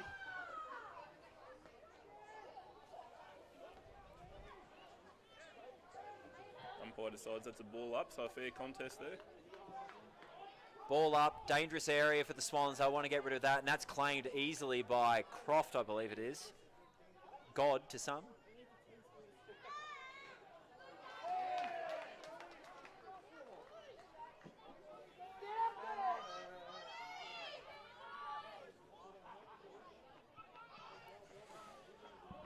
Snapped in by Saints there, took a free man. He'll fancy himself from here, I imagine. Yeah, so this is Inverell Saints legend Luke Selling. Doesn't play a huge amount of football, but when he does, he usually has an impact. And today, he's doing that by kicking straight off that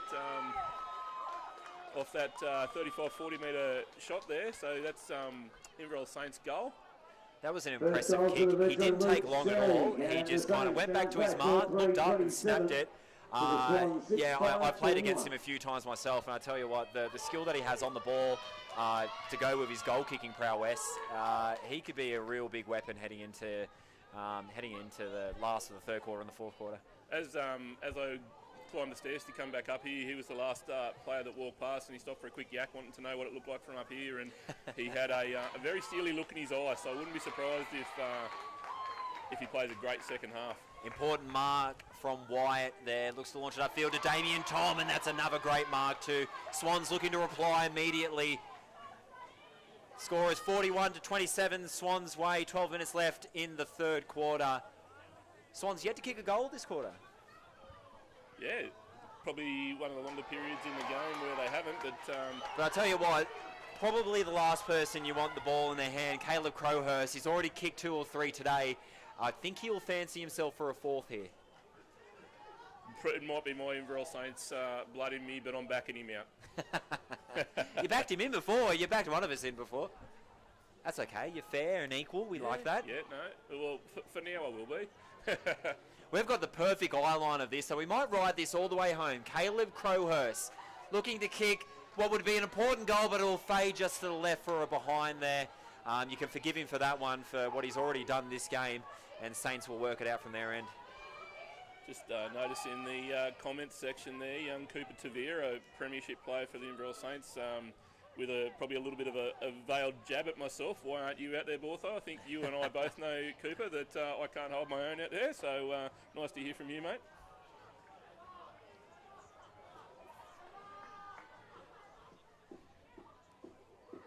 Bit of a scrimmage in the Saints 50 there, launched out there. An important mark. The ball's just starting to stick to the hands of the Saints players now. Yeah, certainly better hands and feet work from the Saints to the start of this second half. The ball sort of inside the ruck over there, a bit hard to see exactly where it's going. The umpires decided that it wasn't coming out, so there'll be a ball up.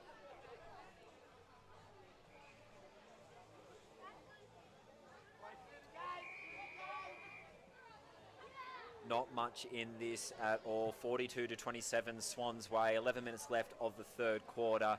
An important quarter, as you were mentioning before, Corey.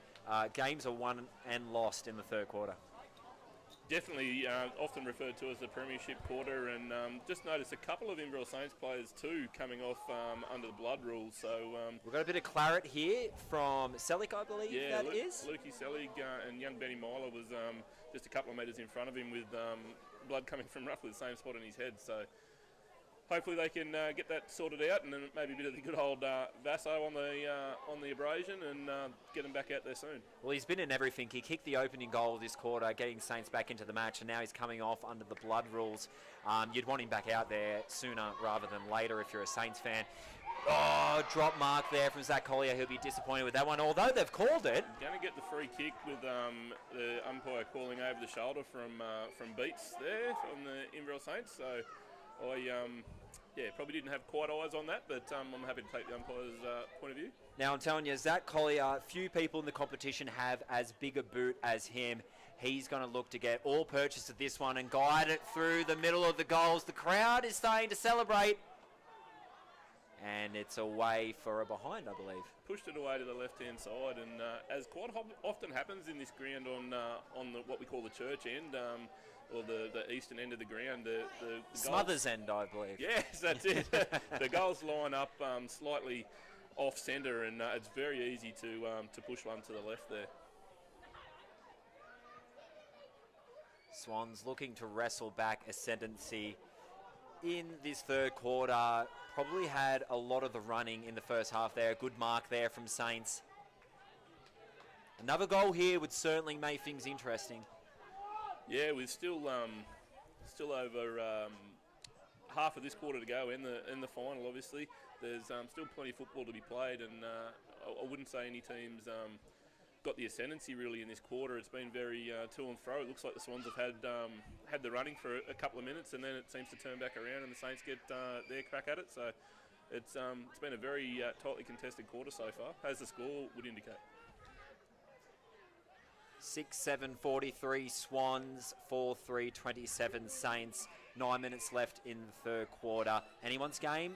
We're down here at Varley Oval in Inverell. If you want to come down for the celebrations or for the commiserations, there's plenty of people here doing that.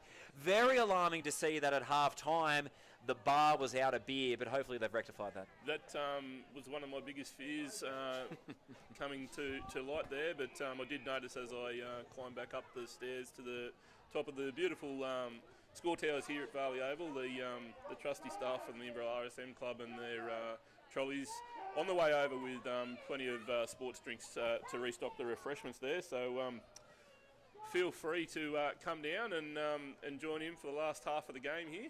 Absolutely. Hydration is key on a day like this, and a great mark there from the Swans. I believe that would be Connor Mackle, who's also on the score sheet. He'll be looking to launch this one. Shallow kick there, unfortunately intercepted by Saints. Real ping-pong affair right now, up and back. As we see one of the Swans players here, Joshua Angrove, looks quite aggrieved coming off right now, clutching at a hamstring. He's been great this game too. Throws his mouth guard down, so maybe not a good sign for the Swans potentially, but also reminding that Saints also have a player in the blood bin as well. So tough game out there. Yeah, definitely been been a game of attrition as the Swans get some forward movement there. Big Rob Stainforth continues on down the earth, shakes when he runs. He burst through a tackle and had his sights set on goals, but the umpire has called it a tackle. He was just looking over his left shoulder as he was running. I think he thought that potentially it was already called, potentially for a free, but Saints come away with it. Yeah, no, I agree with you there. He certainly seemed to be checking to see if it was going to be called back, and that allowed the Saints to make the tackle, and get the ball, and they've cleared it out right down to the scoreboard. On the far side wing, the ball comes in, and both Saints and Swans players hit the deck, so that'll be another ball up. Thanks for joining the stream on YouTube for the AFL Northwest Grand Final. If you're watching, jump in the comment section. Tell us where you're listening from, what you're thinking of the game. You're with Jimmy and Corey, heading into what is crunch time here in the Grand Final. It hasn't been a lot of scores this third quarter, but arguably probably one of the toughest.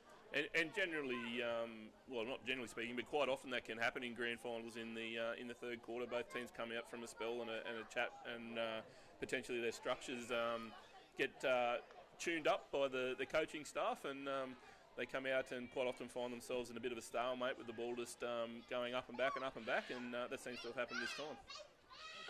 Saints looking to launch it in. Unfortunately, intercept mark there for Saints fans. That would be Benjamin Berger there for the Swans, looking to launch a counter-attack. Launches it high and wide. Mark dropped there by Lockie Bennett, and that'll be a ball up. Looks as if the Swans are playing an extra number in their defensive half in this quarter, which may indicate that they believe they've that they've got the ability in their attacking side to play outnumbered on the Saints, and using their extra number to limit the Saints' attacking opportunities. Important tackle there for Saints as they look to launch it in. Nice lead run there from the Saints player, unable to take the mark. That could have been potentially a goal gone begging there. Just the ball not sticking the last 5 or 10 minutes for Saints. But neither team able to really take that next step and potentially putting their stamp on the game.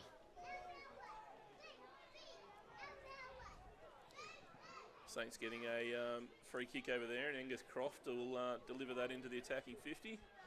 And that was nearly just another opportunity for me to say Croft to Chappell, but Hayden couldn't quite keep that one in his jukes. Would have been a ripping mark. Unfortunately, it just fell from the fingertips. I think the rain is just starting to drizzle again there. Geez, what a last quarter that sets up if the rain really starts to fall here. It's going to be blood, mud, and potentially tears for one of these teams. 100%, and the lead will be more important if that rain does kick in and become a bit heavier, play a bit more of an impact on the game. Important kick there for Saints into the middle of the goal square for Swans. I believe it's been pounced upon by one of the Swans players there. Set up camp here in the Swans 50, which has been unfamiliar territory for most of this game for Saints, but definitely still within striking distance of this game. 100%.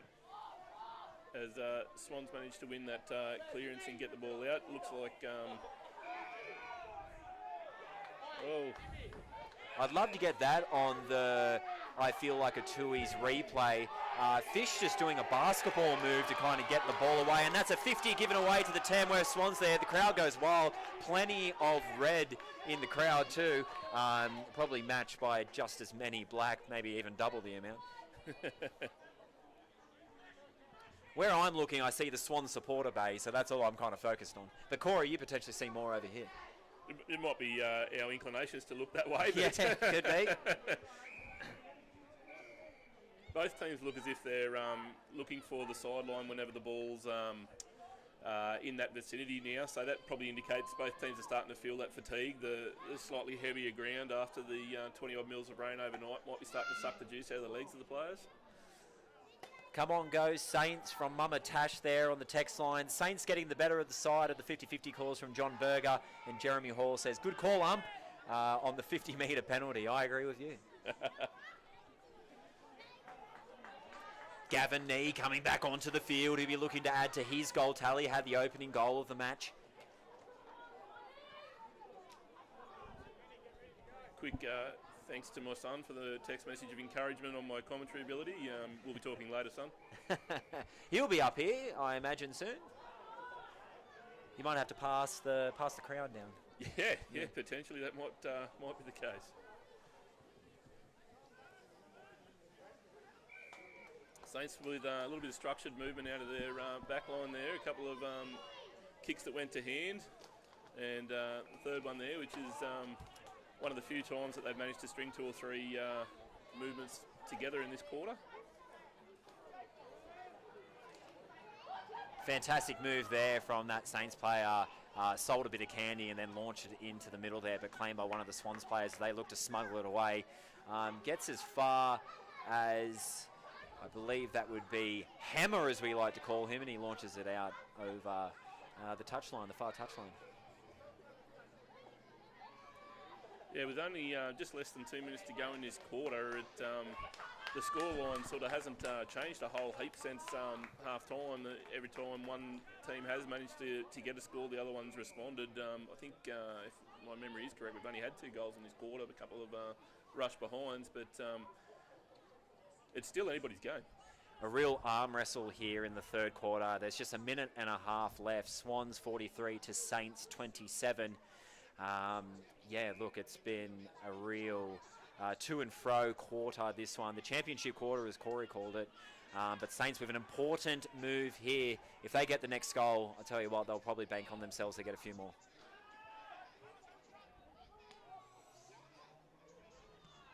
Important clearance there from Mitch Small, but it gets as far as the Saints number 24 there, who puts it back into the middle.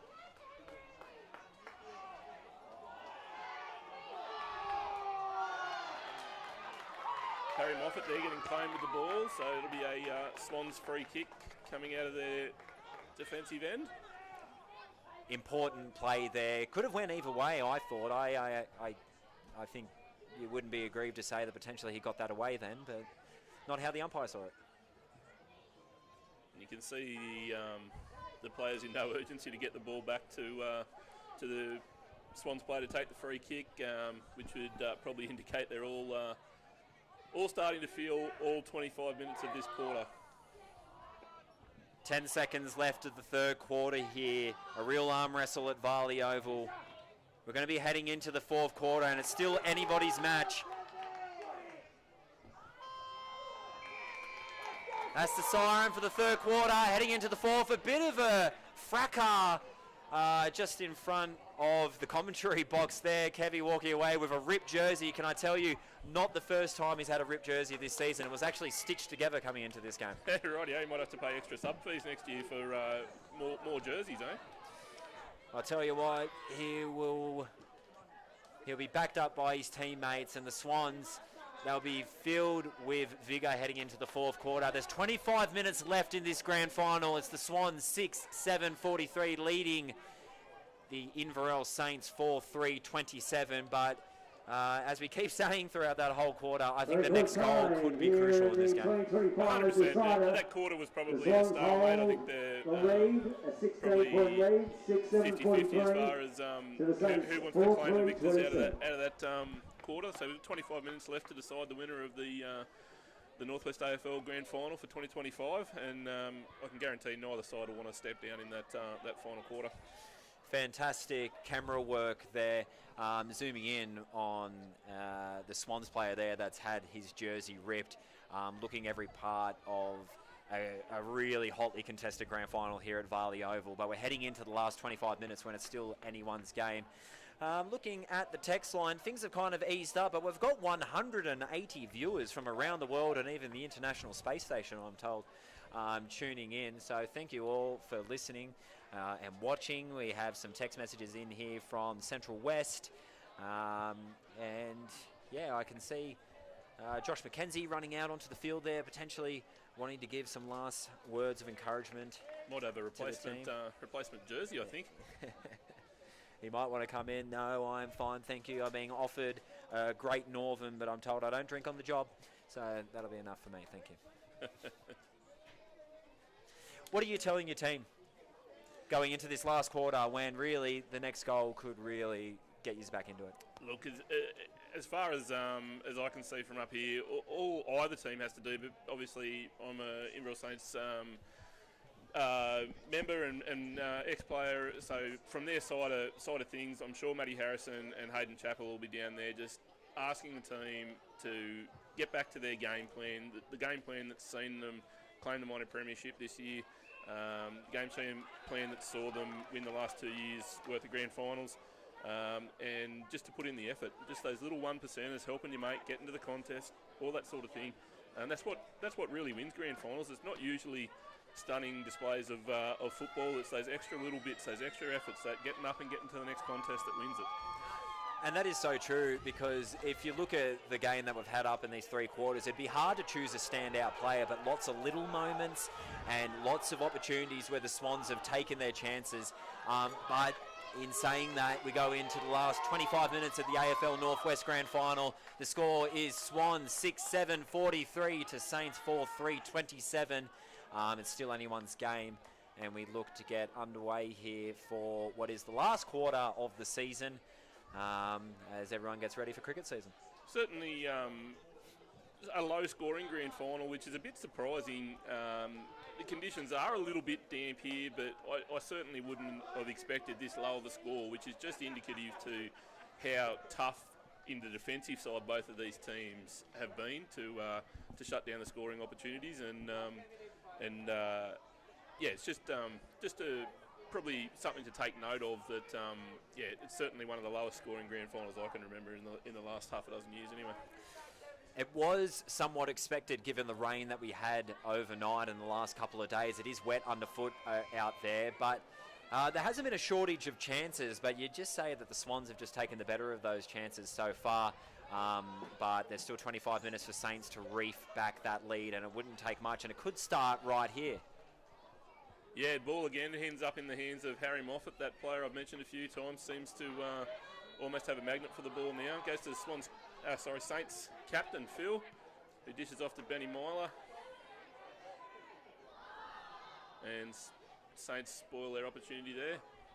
Unfortunate drop there. Could have really kicked off the 4th quarter in style for the Inverell Saints, who have got all the work in front of them to try and retain the premiership. It's only 25 minutes left of football in both of these teams, so they won't be leaving anything out there. There's no next week. Swans pinging it around the field. 3 handballs and then a hit out to Lockie Hunt there. Has a contested catch with Inverell Saints there, who try to smuggle it away and get it back into the 50 there. Bit of a curling kick there. Unfortunately, just didn't come far enough. That'll be a behind for the Inverell Saints. Good to see the ball getting into the hands of a few of the Saints' more, let's say, dominant players.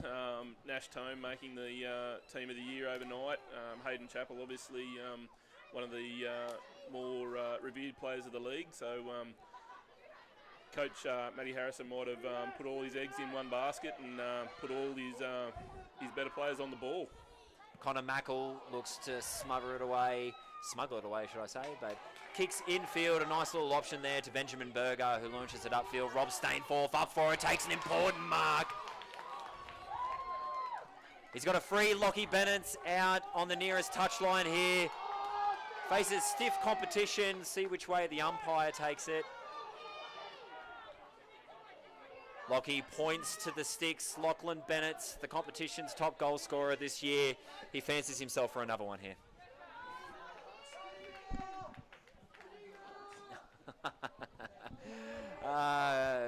Comments from passerbys. Do you reckon Lockie might pass this one? I don't think so. I think he's going to back himself in here. We've got direct eye line with what the task is in front of him. And this could be a really important kick. Swans probably have the favoured scoring end with the little bit of wind that is about. This is probably the favoured end for the last quarter. So we'll see whether he can use it. Lachlan Bennett launches it in. It might just scrape in on the uprights, and it's a goal for the Tamworth Swans. He turns to the bench, throws his arms in the air. The Water Boys are getting in amongst it. It's another goal for the Tamworth Swans. They start the 4th quarter in style. 49 to 28, 22 minutes left here in the grand final. Tamworth Swans Army went up as one when that ball scraped through on the inside of the paint on the big stick. So Swans get the first goal of the all-important last quarter and extend their lead to 21. 21-point game, 21 minutes left. If you believe in omens, I don't know what way that points to, but Saints with all the work to do in front of them, but it's in no way a done deal for the Swans, who launch it upfield. Zach Collier looking to latch onto this one. He's got a boot on him if he can get to it. Good to see three Saints in and around there, making the contest hard. The ball's not coming out, and the umpire's going to call the ball up. Ball up in dangerous territory if you're a Saints fan. Baseline there for Lockie, obviously a really important goal there, an impressive goal too that he took. Still a very low scoring game, 49 to 28 Swans way. The ball just resting in the midfield now. Nearly getting to a lead size with the conditions today that the Swans will probably be happy to try and defend soon. Ripper of a text here from Jeremy Hall. Bennett's presented 2 pregnant cobras after that goal. Probably talking to his arms there, the big muscles that he showed to the crowd. Pregnant cobras, not sure I heard that one before. That's a new one for me too, but it was a cracking goal. Credit where credit's due.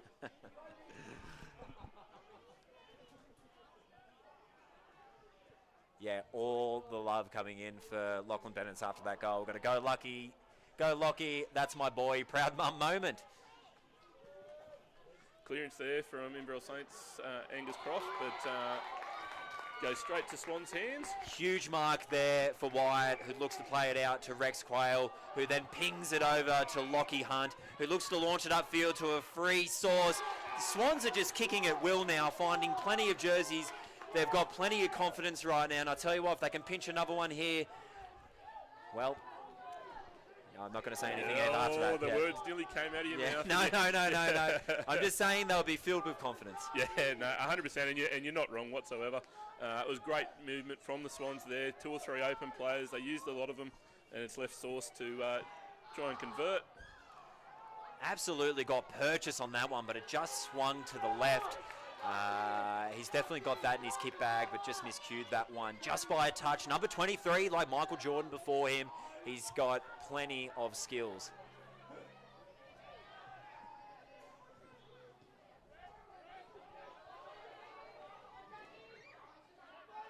Big contest there. Selick, I noticed, back on the field with the black tape around his head. Obviously, that earlier cut not stopping him from getting back in the match, but he's met there by Lockie Hunt, who makes an important tackle. Yeah, no, and great call by the umpire there.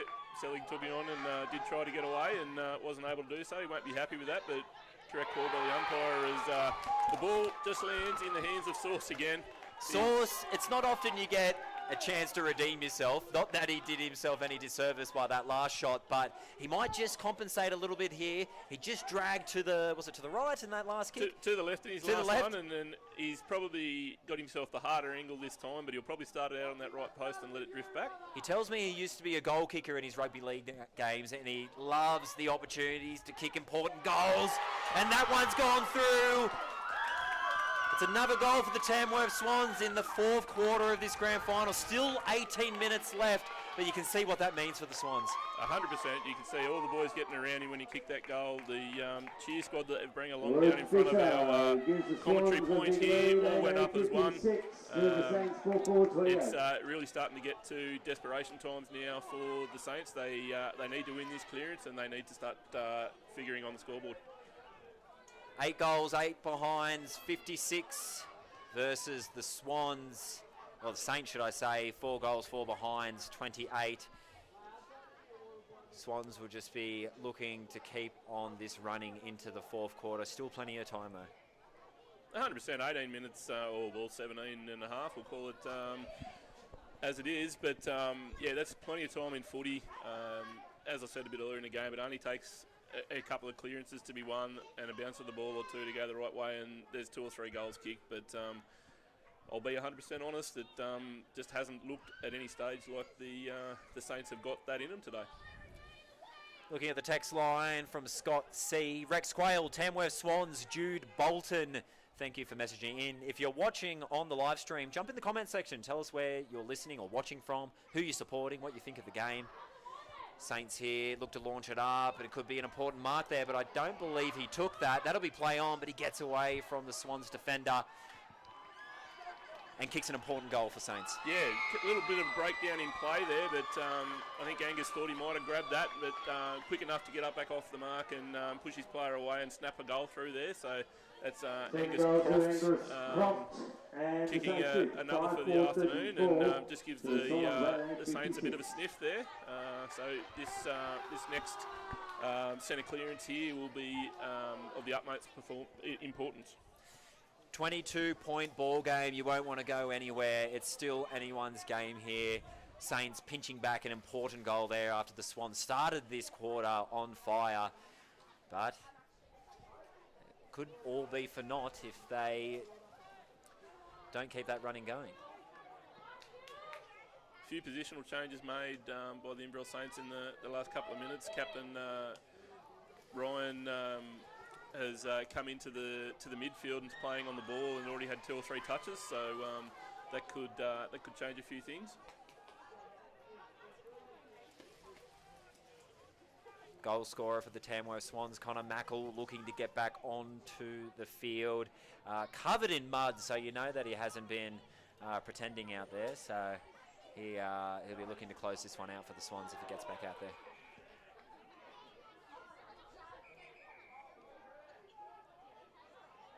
Bit of a stoppage in play here. Not sure what the umpire's called. I think that ball's going to come back. I think the Saints player is going to be Luke Selig that'll get the kick, I think. Jack Stafford, Saints, we need a few more, or it could be a sad day. I think all Saints fans will be in agreement there.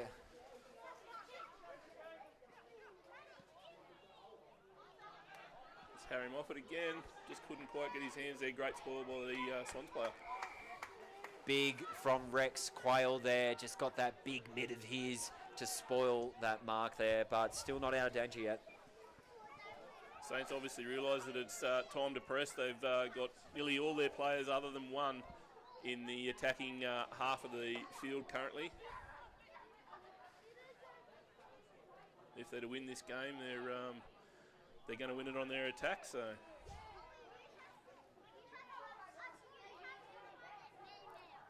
fighting for the ball at Smothers' end, Smothers' corner. Swans will be drawing on every bit of inspiration that they can to try and close this match out. Oh, free kick to Riley Sandrill down in Teddy Whitten pocket, as it's known in the Inverell Saints history. I'm not sure whether Teddy's tuning in today or not, but g'day if you are, mate. We'll be interested to see whether Riley can emulate your feats. Saints looking to launch this one in, looking for a goal to drag themselves within striking distance, but that one's been touched back for a behind. Swans to work out.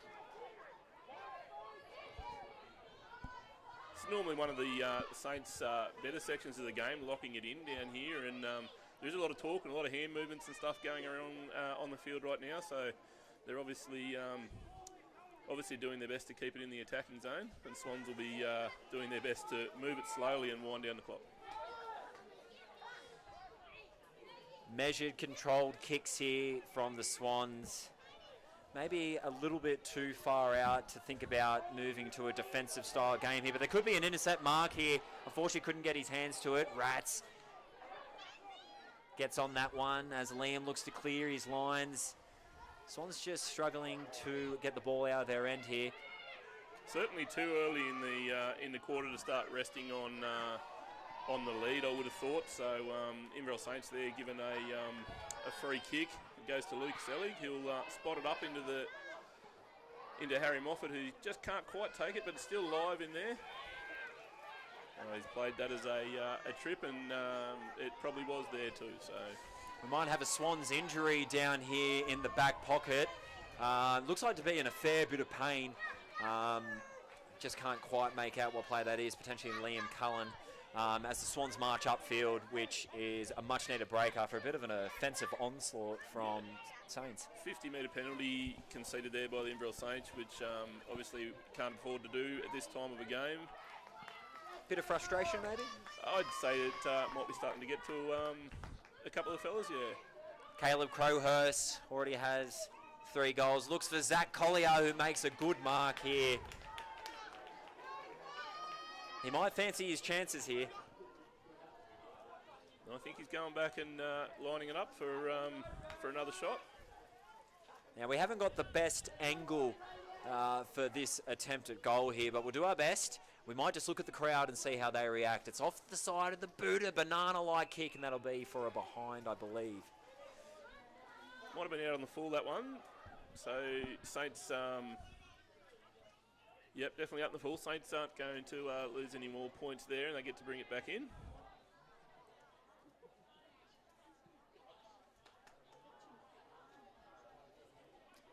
Pushing the back there, I thought, from the Saints player, but it's okay, allowed to play. Some ominous clouds off in the distance, but hopefully going to hold off for the last 10 minutes of this game, but potentially more to come this evening. Could be the case, yeah. Swan's the only one chasing the ball there. Shrugs off a tackler and tries to launch the ball in. I believe that was Sam Spokes. Good effort there. Great attack at the ball. As you said, the only one that wanted it in that particular instance. I noticed big Gavin Nee being put back down right at the very top of the square for the Swans. He might be a target. I reckon he's got another one left in him. He'll want one.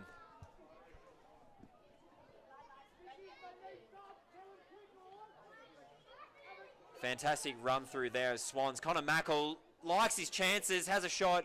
Unfortunately, away for a behind there.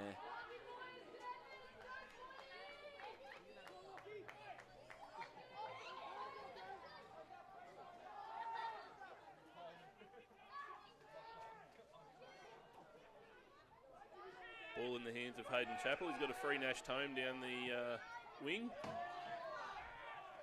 who he uses.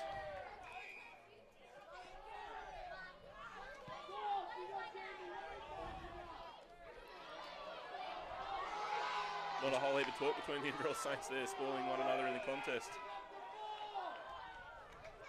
Would have been an important mark there for Saints. They get the free though, looking to march upfield. Ball in the hands of Beats. It gives it away. Just miscues the kick. To Ben Simons. His 51st game with the Swans, celebrating his 50th in the prelim final last week.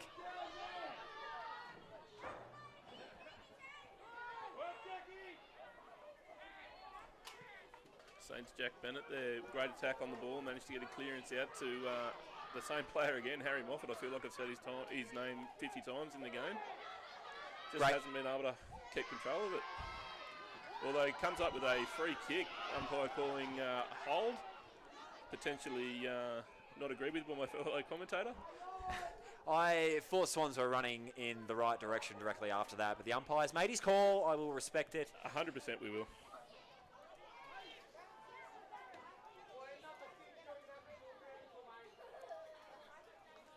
Saints committing a lot of players forward now.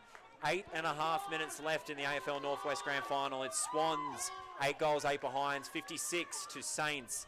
5 goals, 5 behinds, 35. We've got a stoppage on the clock at the moment. There must be a streaker? No. I couldn't see what it was. I was trying to make an assumption.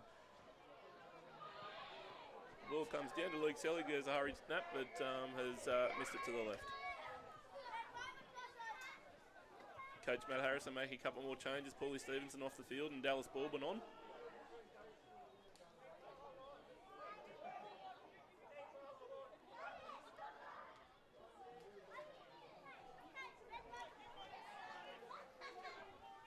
Notice Brady Mather sitting on the interchange bench with a jacket on, so potentially his day might be over. Okay, looking down at the Swans bench, they're up and about. Barely anyone using the seats there. Everyone just excited to get up and play their part. Sauce looking to come away with this one, putting boot to ball, falls in the middle of the mud. That is the centre circle there, and that'll be Saints ball, who look to launch it upfield. Good intercept mark there from Liam Cullen. That has been the story of the day for Inverell. 100%. They just haven't been quite on their disposals by hand or foot all day, really.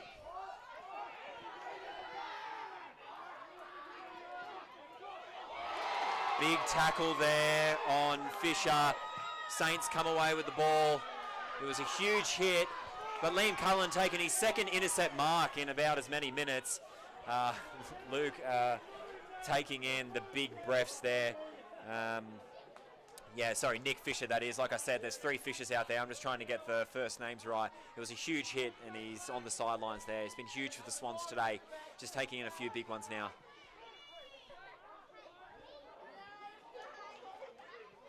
Wyatt launches it upfield. Saints are competing amongst themselves to try for the mark, but a force for Lockie Bennett. Yeah, it sort of seems as if all the talk has died from the Saints, and they're almost gone into a little bit of rushness to try and get the ball down the other end of the field. Something I can say for the Swans is they played a very structured game all day. There's they certainly, when the ball has come out from the Saints, few times have they been able to work it easily from one end to the other, whereas the Swans have been the exact opposite. They've managed to find paths quite easily. 21-point game with 5.5 minutes left here in the grand final. Still too far away to call a clear result, but you know, if you're wearing red, you know, could be your day. Yeah, you won't hear me concede until the final second, but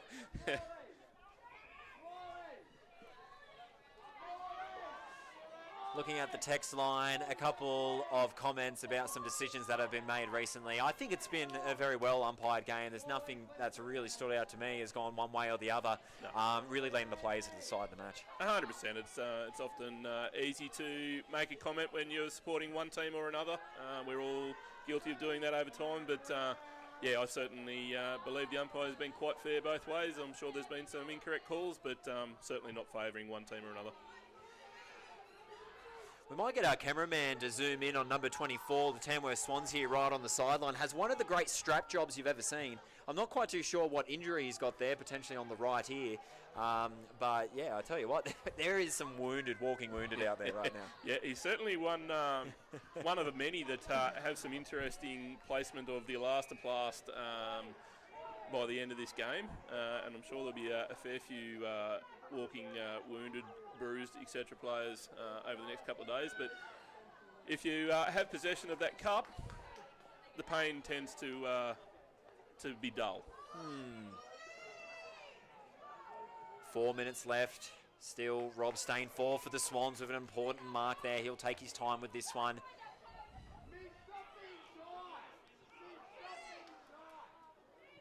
Launches it upfield with a big looping kick to Gavin. Gavin just couldn't get his hands to that one, but that'll be a ball up.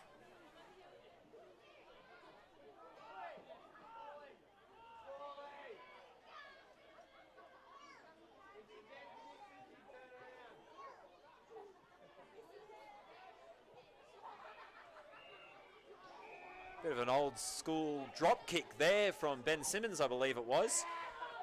Not too dissimilar to Ben Hunt from the Broncos last weekend, and that field goal that he kicked, very similar. As a die-hard Raiders supporter, I would prefer not to remember that moment from 7 days ago. Yeah, that's right. The Canberra Raiders versus the Cronulla Sharks later on tonight. Before we really lock in for those last 3 minutes here in the grand final, what's your predictions there? Mate, I'll never tip against my beloved milkman, but with the loss of Ethan Strange today, big loss. It's going to be a tough night out, but I'm 100% positive we'll get the job done. Very good words of encouragement there to the mighty Canberra Raiders. Game still in the balance here. But the Tamworth Swans kind of just absolutely swarming the ball. I think both teams are out on their feet at the moment. Not a lot of ball movement, but... Yep, and I think this is probably a very deliberate act from the Swans. They just want to keep this in close and tight and not let the ball get out and about, and they'll be happy just to wind down the clock for the next 2 minutes. Really good to see down here at the interchange gate, two of the hardest men on the field today, just having a bit of a chat about the game and respecting one another. Absolutely, two very important cogs of each other's respective teams. But we're coming down here to the last 2 minutes in the AFL Northwest Grand Final. It's a 21-point ball game. Swans leading the Inverell Saints here. You could be cautiously optimistic if you're wearing red, but the Saints are going to do everything to try and pull a rabbit out the hat in the dying moments of this grand final. Yep, you'll notice if you're watching on the live stream, the lack of red jumpers to the left of the broadcast. It's because they're all down in their defensive end. They're happy for the Saints to have the ball outside of there, but while it's down there, they're wanting to keep control of it. Huge mark there from Zach Collier, who launched it upfield, and a huge palm there. The umpires called it Swans ball. They'll be looking to wind down the clock now. There's a minute left.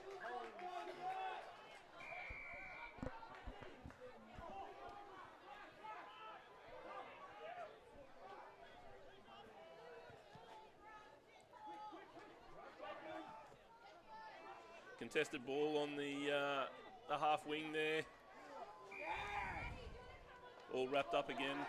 Some of the Swans players are starting to celebrate on the sidelines. The jubilation is starting to set in. They're just seconds away from an AFL premiership. They're bringing the flag potentially back to Tamworth. It's been a long time. There's 30 seconds left in this grand final. 21-point ball match. Lockie Hunt takes it over the sideline there. Lots of high fives on the sideline. The Red faithful are up and about. There's lots of smiles on the faces. Hard time of the game too when you've got 10 seconds left in it. You know, you can't lose it if you're a Tamworth Swan. You can't win it if you're an Inverell Saint. There's a countdown here for the Tamworth Swans to take the flag home. The Tamworth Swans have done it. The flag is heading back to Tamworth. It's heading back down the Quarter Highway for the first time since 2009. It's the Tamworth Swans 56 to the Inverell Saints 35. Can you believe it, Corey? Congratulations to the Tamworth Swans. Cracking game of football. Testament to their club and the effort that they put into their game plan. It's been a great season watching these two teams go at it 3 or 4 different times, and there's never been much splitting them. Yeah, it's disappointing from the blood in me being Inverell Saints. 100% congratulations to the Swans. Well deserved, and I'm sure they'll celebrate long into the night. The Inverell Saints have been worthy opponents all season, finishing with the minor premiership. The last 2 premierships in a row. You know, you'd be really you'd be silly to think that they're not going to be there come the whips cracking next year. Oh, 100%, and you never know, you know, what's going to happen with retirements and that sort of thing. But yeah, you'd probably put your smart money on a very similar grand final potentially next year. But you can't take anything away from Tamworth Swans. There's obviously going to be a winner and a loser, and whilst they've been on the wrong side of it for a couple of times, it's really good to see them get one today and you know, get it away too, having come up here to the Saints Fortress in Varley Oval. They led from the start and never gave that lead up all day. And it's also great to see all the Swan supporters out on the field, wives, girlfriends, partners, their kids, all out there enjoying this moment too. It's been a cracking contest.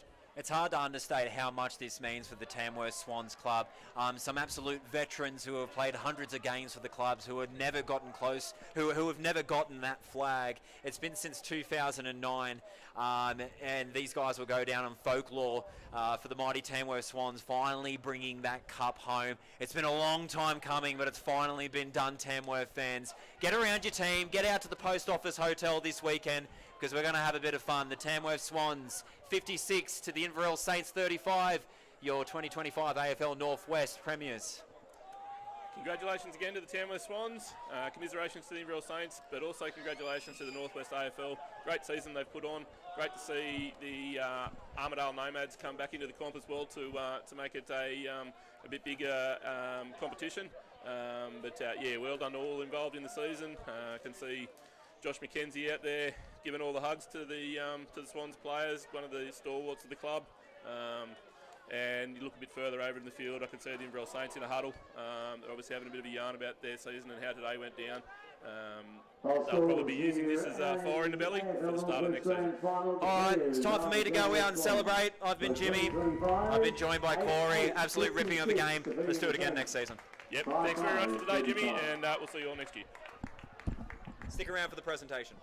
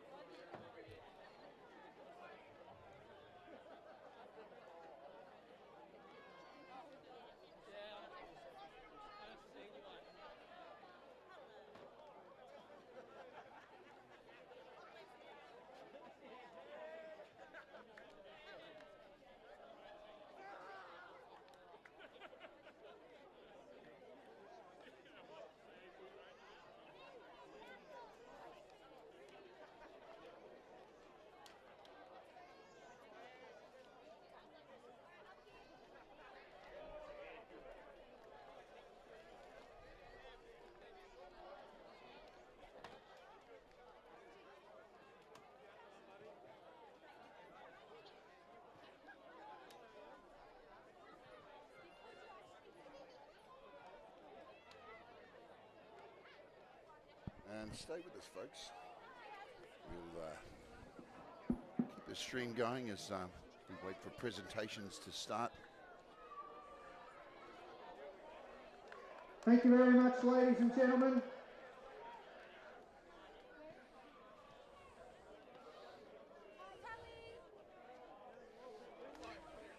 A dour struggle between two very strong football sides, the Tamworth Swans and the Inverell Saints. Ladies and gentlemen, a round of applause for both teams for putting on a tremendous show.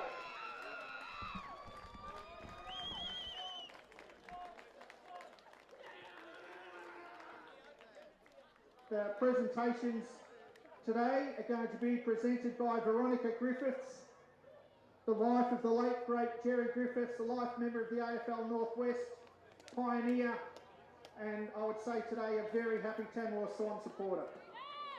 Thank you, Veronica.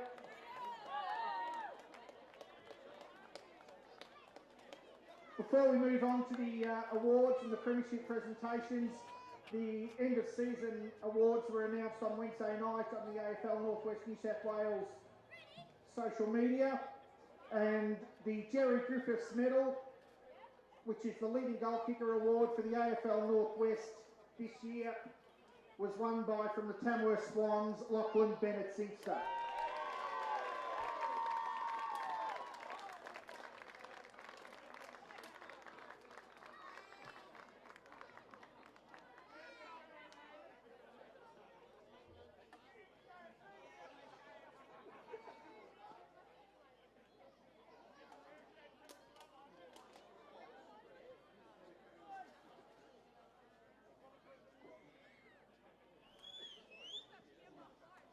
The Rising Star Award this year goes to a player in his first, second or third year of senior football who polled the most votes in the AFL Northwest Best and Fairest count, the Tony Gillies Medal, and the Rising Star this year from the Tamworth Swans, Lachlan Hunt.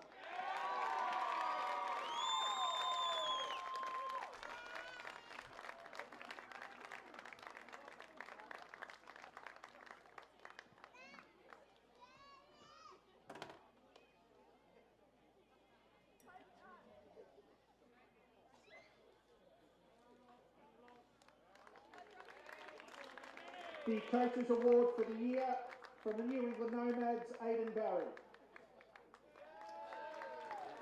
Congratulations to Aidan. He's not here, neither is the Tony Gillies medalist. He's working in Moree today, but congratulations on winning his second Tony Gillies medal, Matthew Hall from the Tamworth Kangaroos.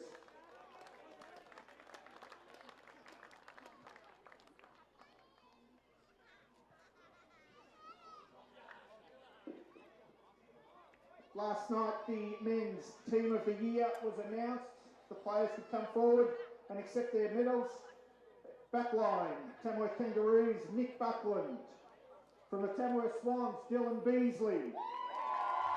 From Gunnedah, Darcy Hill. Half-back line, Inverell, Hayden Chappell.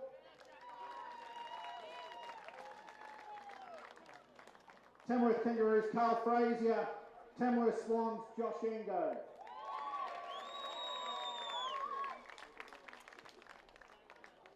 Centre line, Tamworth Swans, Lockie Hunt. Charlie Keeler, New England Nomads, Ryan Lewis, Inverell.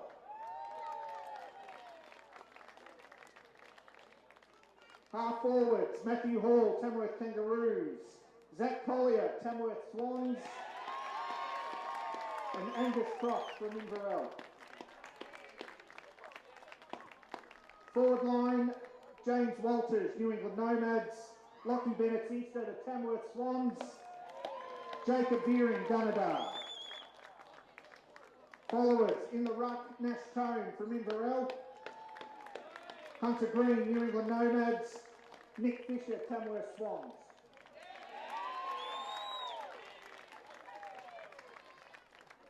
On the interchange bench, Aidan Barry from the New England Nomads, Seb Blair for Inverell, Ned Hagan, Tamworth Kangaroos, and finishing off from the Tamworth Swans, Rob Stainforth.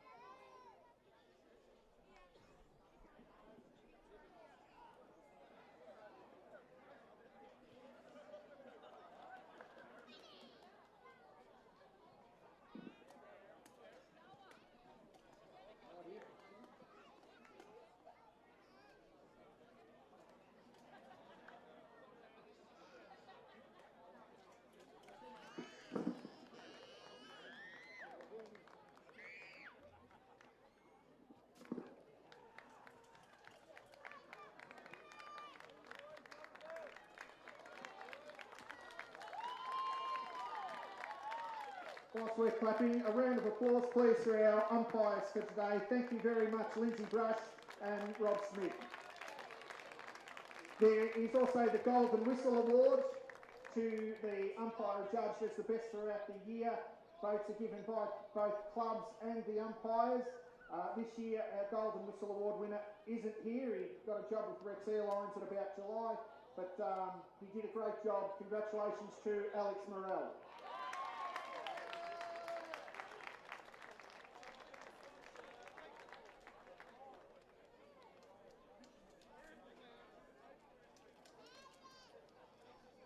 Now to the player adjudged as best on ground.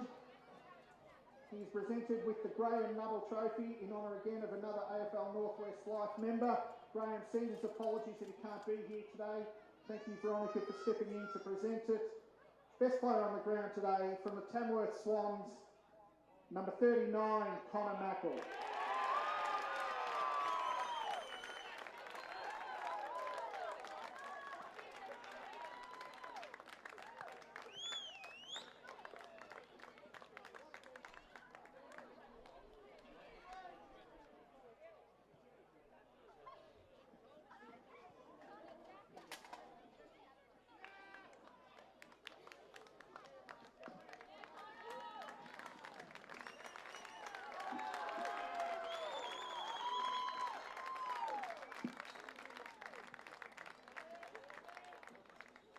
To the Premiership Medallion, number 2, Gavin Nee.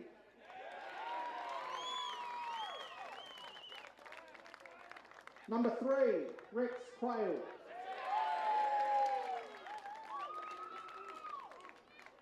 Eight, Nick Fisher.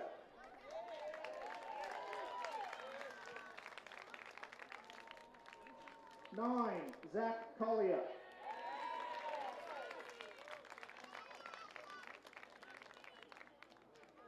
11, Kieran Fisher. Change to 20 later on during the game. 14, Caleb Crowhurst.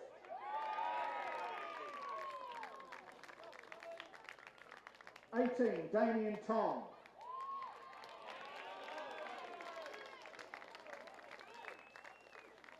19, Ben Simmons.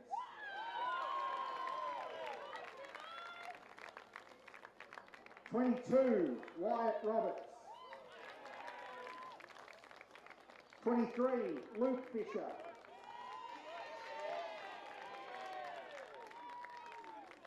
24, Mitch Small.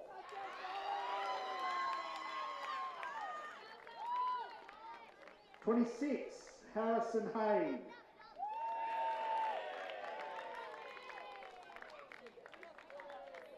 28, Benny Berger.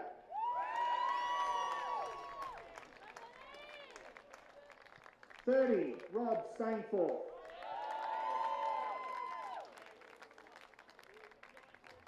33, Liam Cullum.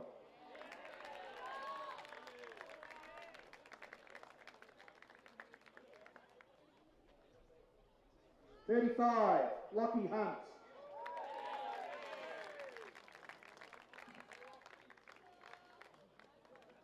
36, Sam Spokes.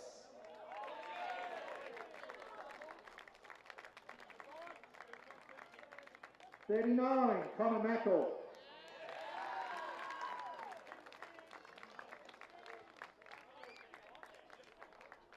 49, Henry George.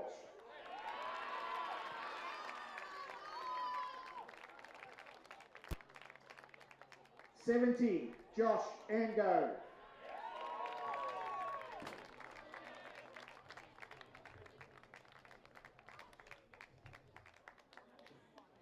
'd like to ask the playing coach to step forward, number 21, Lockie Bennett-Singster.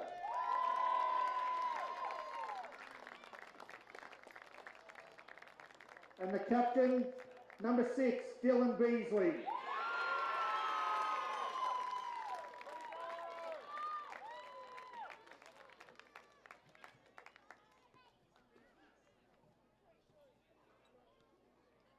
And now the presentation of the Premiership Cup, Lockie, Beezer, and the Premiership flag. to the winners of the 2025 AFL Northwest Men's Premiership, the Tamworth Swans.